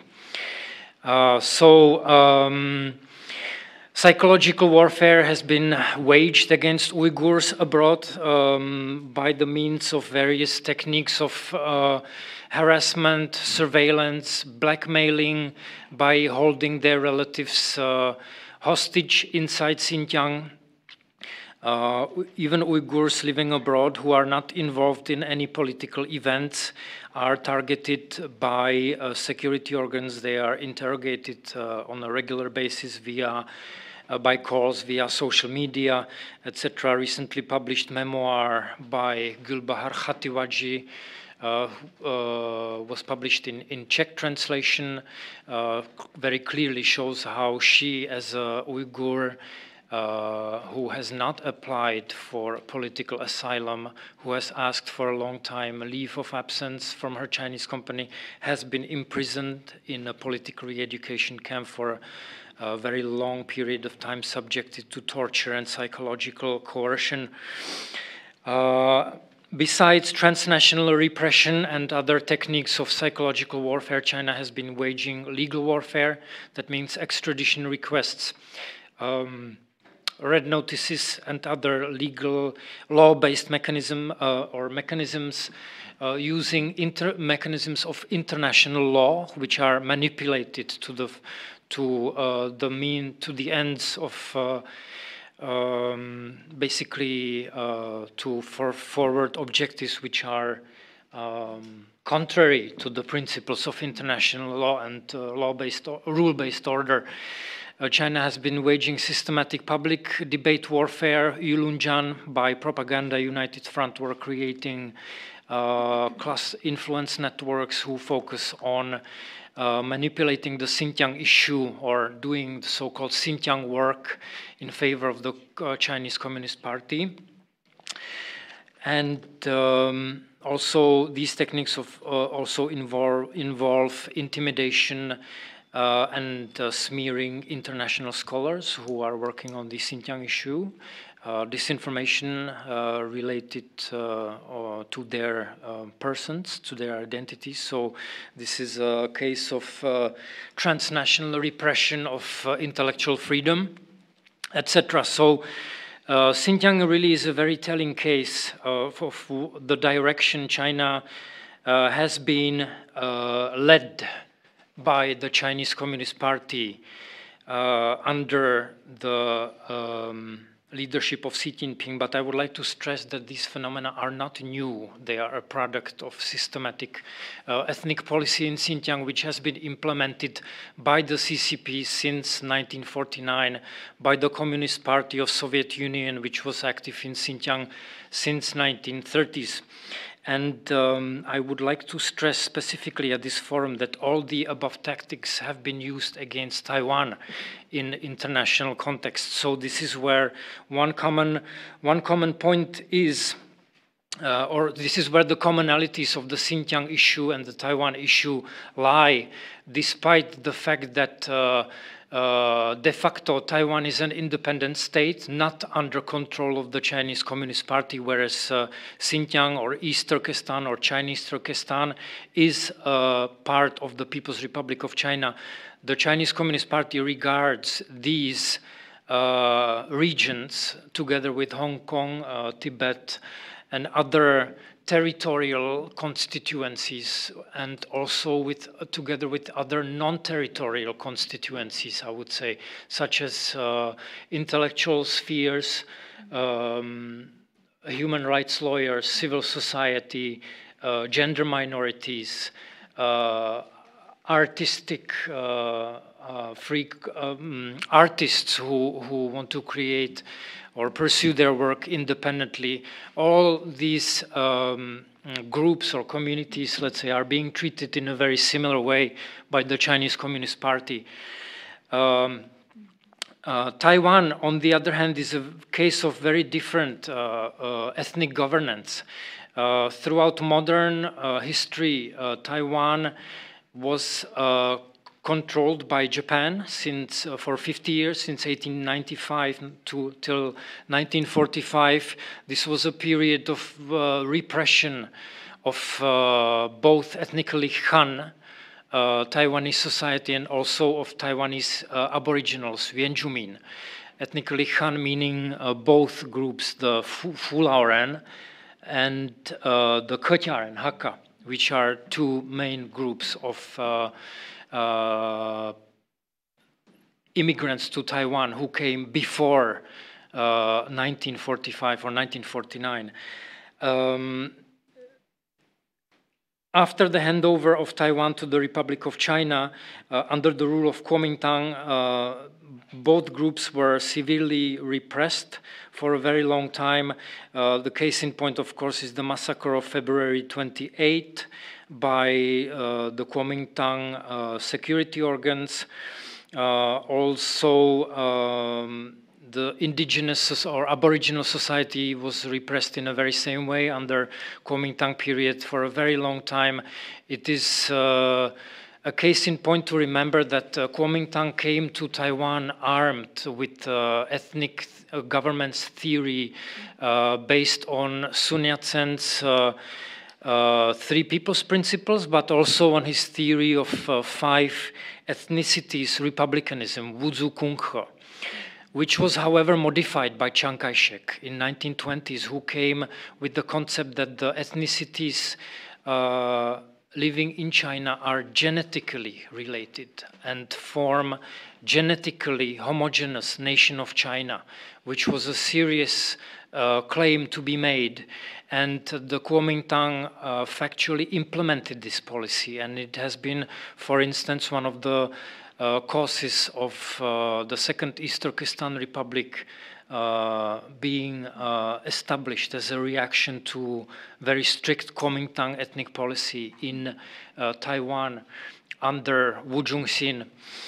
By the way, this theory of ethnic groups of China being genetically related is something that's being reiterated nowadays by Xinjiang officials who, for example, have stated several times that Uyghurs are not a Turkic nationality. Because this goes back to the critique of Pan-Turkism, where Chinese theorists argue that language is not a sufficient phenomenon to determine ethnicity. In Taiwan, since 1969, when Chiang Ching-kuo became vice premier and began to include more Taiwanese in the administration, gradual accommodation of all ethnic identities or ethnic group identities or ethnic communities has been going on, gradually culminating into the phenomenon of Pentuhua, for example. Nowadays, a 5th ethnic community is being recognized, the new migrants. The number of aboriginal tribes keeps constantly growing as the concept of the tribes is being constantly re-evaluated, and identity of new tribes is being officially acknowledged and accommodated by Taiwanese state. And referring to research, for example, by Dr. Wang Fuchang from Institute of Sociology in Academia Sinica, who has worked on this topic, he argues that the accommodation of ethnic identities is tied to democratization and post-authoritarian transition in Taiwan. So this is a clear case in point, which is opposite the trend in the PRC. Also, I would like to stress that the trend in ethnic governance also again in Taiwan extends to Taiwan's concept of gender identity, intellectual freedom, because all these concepts are very closely related. So Taiwan is a clearly very different case in point than, or a very, very different trajectory than the mainland China, and this is something that we should keep in mind, specifically when it was stated here several times that Xinjiang and Hong Kong and Taiwan are litmus tests. So I think that the international community regarding Xinjiang and Hong Kong and Taiwan has not done enough. Thank you.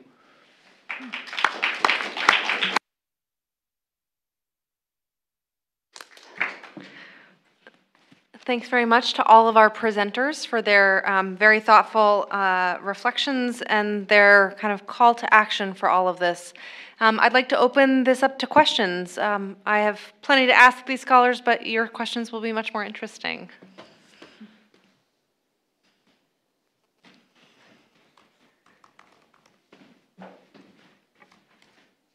Not seeing any hands. I will first use my my privilege to just ask a little bit.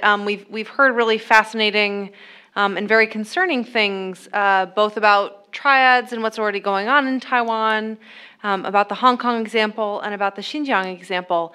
If I could just ask all of our presenters to think and to pass us on recommendations, thoughts, and welcome them from folks in the room as well as to how democracies can inoculate themselves from some of the domestic and international challenges that have been raised here. Michael, do you mind starting, please?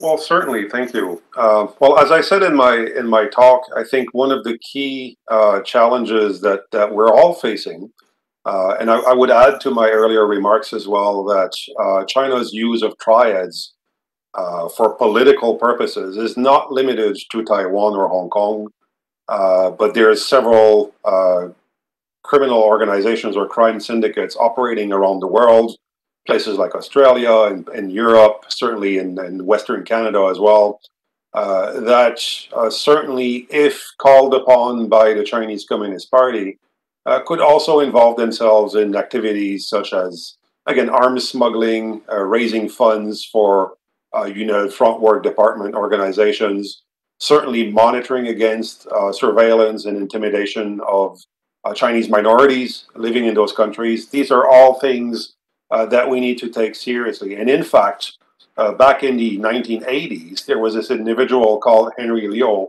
in the United States, who at the time was writing an unauthorized biography of then Taiwanese President Jiang Jingguo. And he himself was assassinated at his home upon orders by the Taiwanese security apparatus under the Kuomintang. So there are precedents for these types of uses of triads for political activity in the Chinese world, but also that reaches into other corners of the world. So I would emphasize that Taiwan has its own homework to do. As I said, restructuring of intelligence, possibly creating something like a joint intelligence committee or intelligence fusion centers, so that you can have all source intelligence from law enforcement, but also from intelligence agencies to draw a fuller picture of what these organizations are up to. Certainly trying to find ways to track their sources of funding. I think that's essential. But as well, that would require, if we're going to take this on a global scale, much greater engagement by intelligence agencies, by law enforcement agencies, by immigration, border agencies, outreach to their Taiwanese counterparts, and having really serious discussions on how they can share data and intelligence and lessons learned so as to maximize their responses. But I really emphasize again that this is not something that Western communities would really think is an issue for themselves. But I think, again, the Hong Kong example, as discussed earlier by Didi, is a clear case of an oppressive authoritarian regime making uses of triads to attack the media, to attack politicians, to attack civil society. And I think the next step is for China to start calling upon those types of organizations to do its political work in other countries as well, as a means of punishment, intimidation, coercion.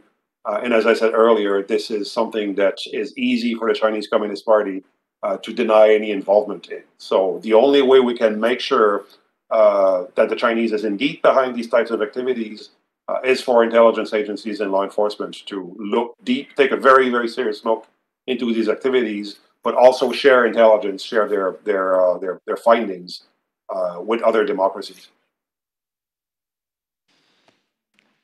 Thanks, Michael. Very, very thorough. Other panelists here in the room, thoughts on inoculating ourselves against some of these challenges?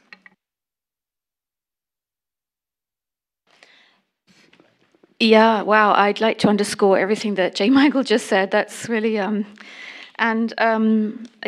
unfortunately, some sort of more gloomy words on this, because clearly Hong Kong has a triad problem. It always had a triad problem, if you like. It was kind of managed under the British. They had their ways of dealing with it. For example, this may sound a little crude, but fact is that the British, before 1997, acknowledged that the problem was sort of quite ineradicable in a sense. So what they needed to do was manage it. And they did that by never appointing and this is going to sound very odd, but never appointing an ethnic Chinese person to the position of district police commissioners, because they were simply subject, they would be approached, they'd be under a lot of pressure. They always appointed white people who really didn't have family ties necessarily into local, like working class or grassroots or farming communities, for example, who were kind of a bit separated from all of those obvious paths of pressure. That is simply as it is. I'm not commenting on it at all. After the handover, that changed, and we began to see, of course, a kind of a shift. Obviously, for good reasons as well. Why on earth shouldn't ethnic Chinese people be commissioners of police? That's very obviously a good thing to be dropped from the colonial era. But it's also it's come with complexities. And here I don't want to name names, but I would point to one person in particular who's risen very fast through the ranks in Hong Kong and became the first police commissioner of the district of Hong Kong, which is known for having very deep triad connections to the mainland. It's right on the border with mainland China. And he's now very senior indeed in the police and the national security, so-called national security system in Hong Kong. And in fact served 3 years, I think it was, 2 or 3 years at Interpol, where he was the head of, he was a specialized officer, as it's called, before being promoted to head of criminal organization in Interpol.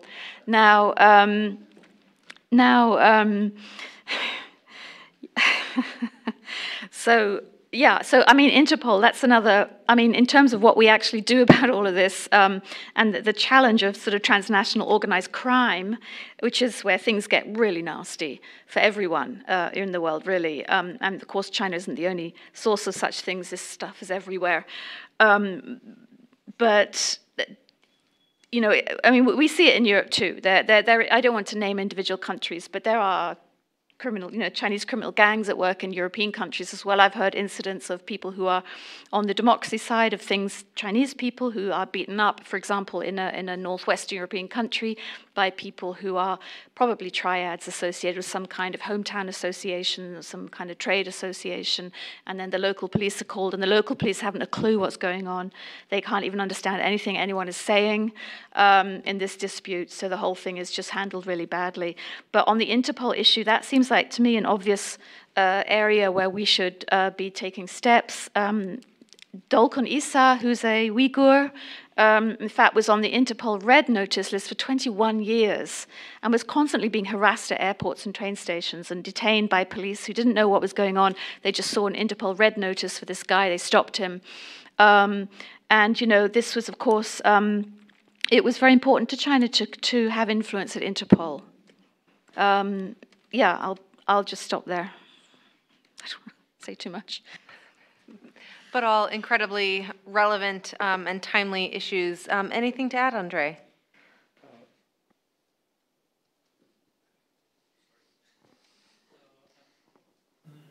I think one issue tied...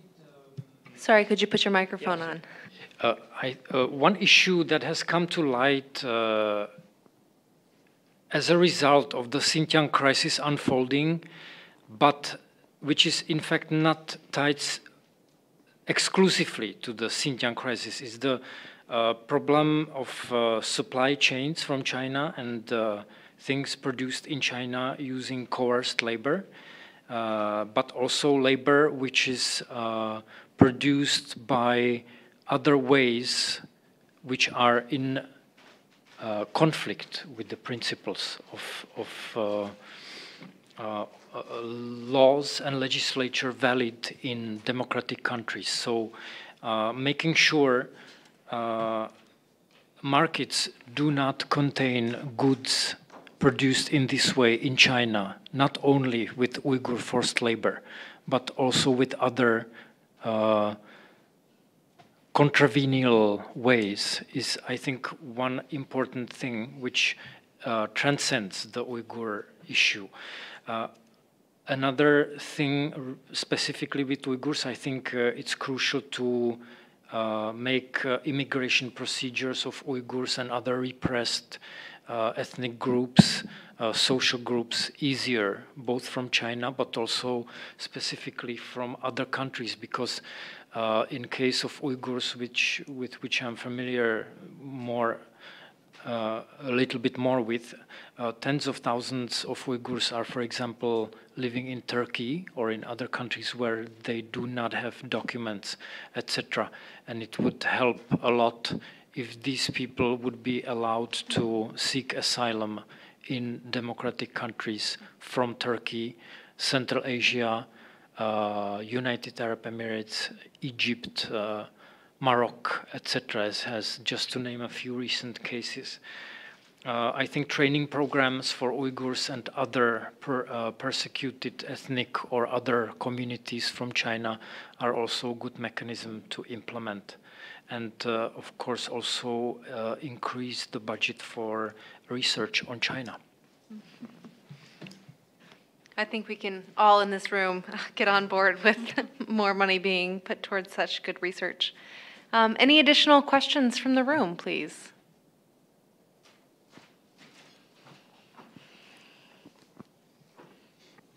Thank you. So I turn on? Yeah. Okay. So I guess my question is to Dr. Kwimesh, and basically also follows up on what you just said. But I'm wondering if you can assess what has been the role of international pressure on Xinjiang, on the actual approach of the Chinese government to the issue. I know there has been some change in how China has communicated the issue. So, for example, at the first stage there was outright denial, and then they, came up with the whole re-education angle and all these other issues, how they try to explain it internationally. So whether there's been any change based on international pressure. And the other question is, and it's connected to that, what can we actually do in terms of influencing China's behavior? Because it seems to me that, of course, we can become, not complicit in the ABCs that are happening in Xinjiang. So, for example, the due diligence laws that are being discussed, banning forced labor products from being imported in the EU, for example. But can we actually expect that the international pressure can affect something substantial? Thank you. Thank you for your questions, Philip. Both are very important and yet complex questions, and I invite other speakers also to join in, especially on the effects of international pressure, because I'm not so well familiar with other topics.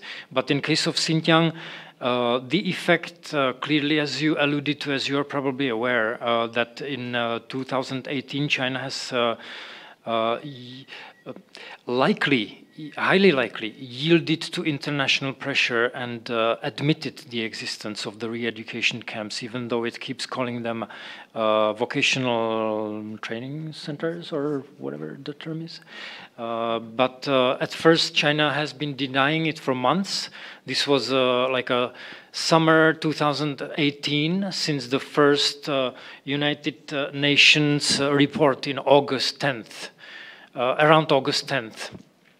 So until the UN, I forget which body, but October session, China has been denying it, and at the session they admitted the existence. They said, yes, we are doing it, but it's de-radicalization, etc. So this is one development which has been attributed to international pressure, because it's actually very, very hard to clearly demonstrate a specific link between international pressure and consequence, because due to the ways of how political system of China operates, it's very difficult to say it with 100% certainty, but we can infer that or deduce that.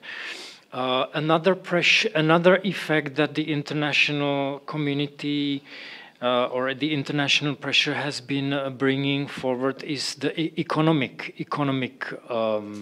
losses. For example, entities of the run by the Ping Tuan have been feeling so far. China has admitted it several times in official sources that there have been economic losses.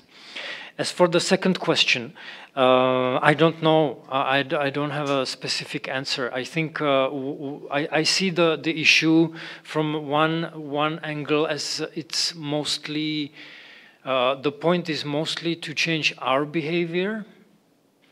Primarily is to change our behavior and the way we run our turf, and we to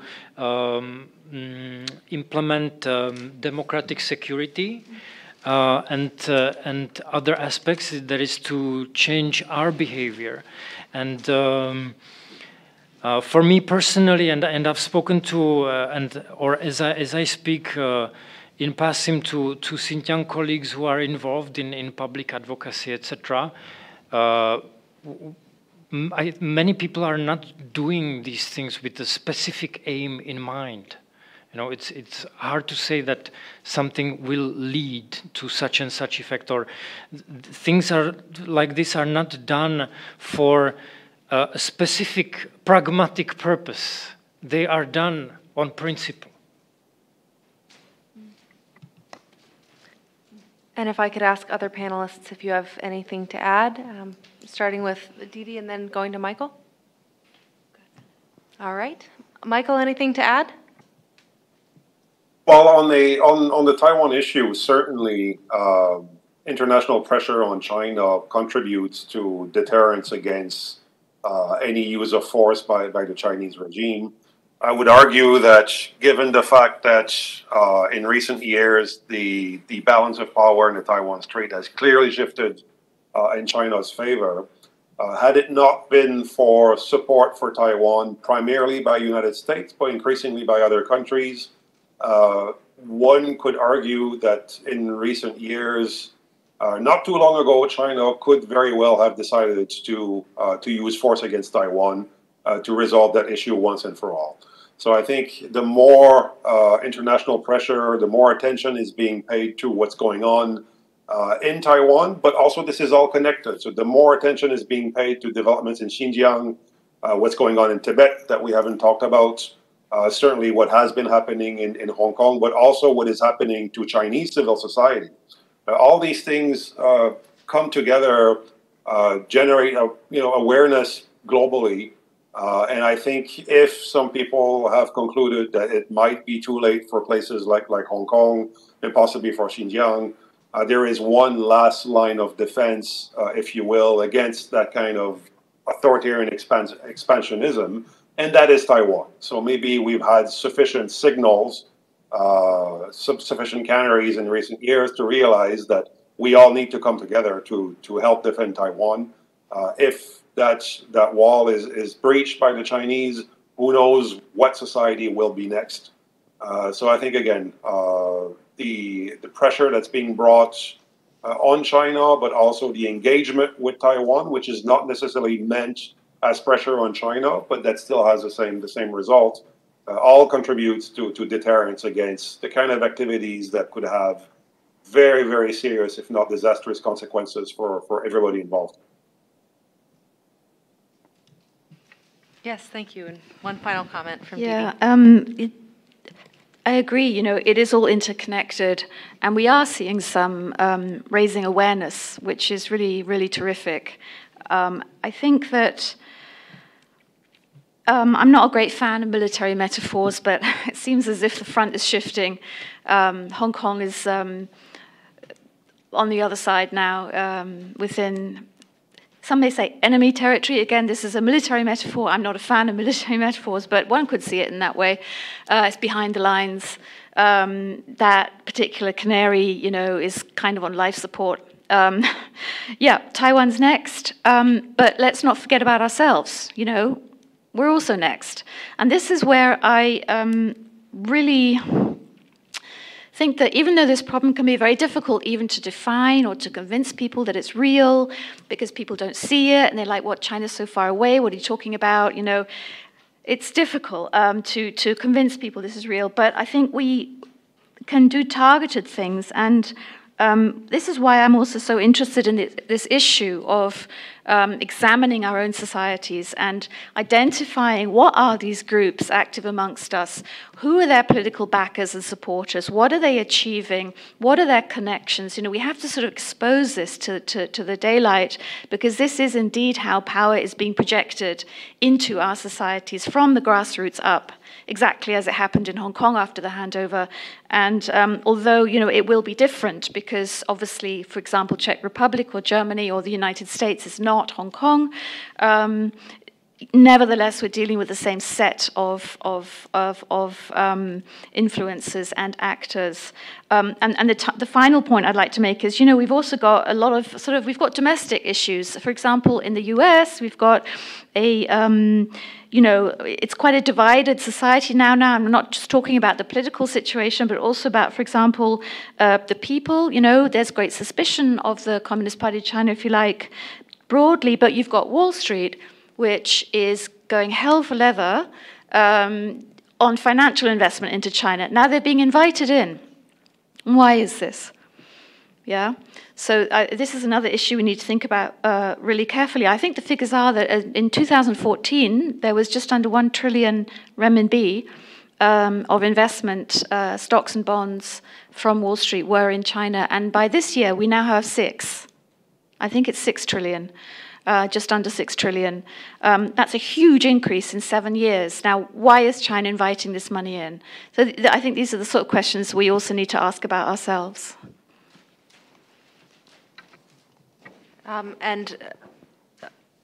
All right, one final question. I know we are right up on our time, but delighted to hear your last thoughts. Yeah, very sorry for doing this. But I think in all 3 cases, it's international pressure that's contributing to a deterrent by crafting a web of connections around the Taiwan issue, Xinjiang and Hong Kong.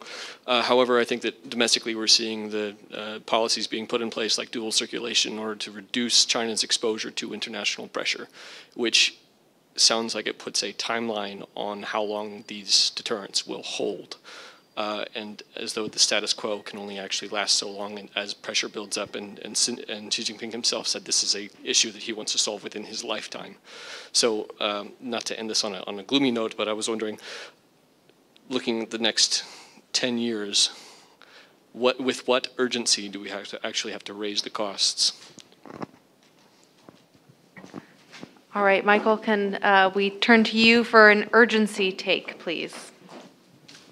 Well, it's always difficult to make projections. I never like to be asked what Xi Jinping will do over the next 10 years. Honestly, I don't even know what he's going to do tomorrow. But I think, if there's one thing that we need to keep in the back of our minds as we think about deterrence, as we think about engagement and whatnot, we really need to take a serious look at our assumptions of rational decision-making in Beijing. We've talked about Chinese ambitions, but I think we also need to pay attention to developments within China. Things like a slowing economy, all sorts of contradictions within the system. So combination of developments that could at some point compel the regime, if only to ensure its own survival, to engage upon a course of action that for people from the outside might appear to be irrational, because if you weigh the costs versus benefits of that kind of behavior, chances are the costs would be extremely high for China. And by that, I mean launching an attack against Taiwan. But if your chief objective is to remain in power, then there are all sorts of pressures that could compel the regime to decide to take action against Taiwan.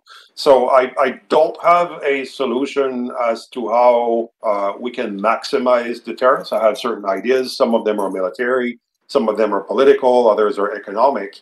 But I think that if we do not want to be caught unprepared, if we want our intelligence agencies and military to be ready to take action, we also need to bring into consideration the possibility that China could surprise us by launching an attack against Taiwan. Short of that, certainly drawing much more heavily upon the types of organizations that I and other speakers discussed earlier this evening or this afternoon, again, to create tensions, divisions, discord within the targeted societies.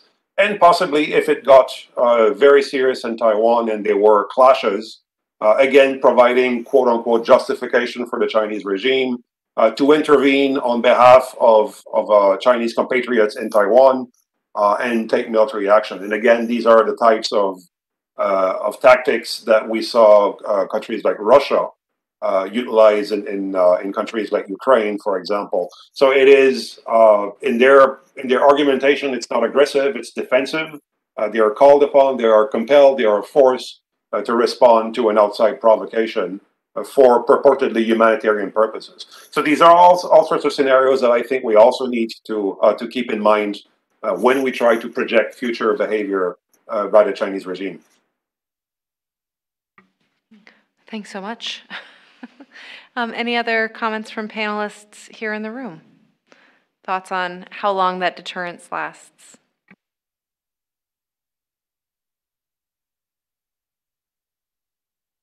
I mean, like, that's just one of those things that's by definition unknowable, I suppose. Though there is this interesting, I don't know if you've come across this book called China Coup by a guy called Roger Garside, who's a former British diplomat who was actually in Beijing in 1968, and when the Reuters correspondent Anthony Gray, when his cat was hanged by the Cultural Revolution Red Guards, a particularly nasty little episode. But Roger was there just after that, and he's written a book called China Coup, which you could say is a bit of a long shot, and a lot of people think it's a bit of a long shot.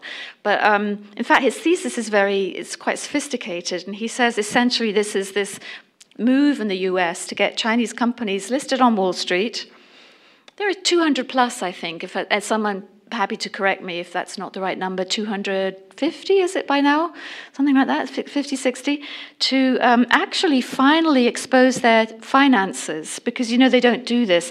All companies are supposed to do this on Wall Street. They're supposed to show their finances to the SEC, the Security Exchange Commission, the regulators.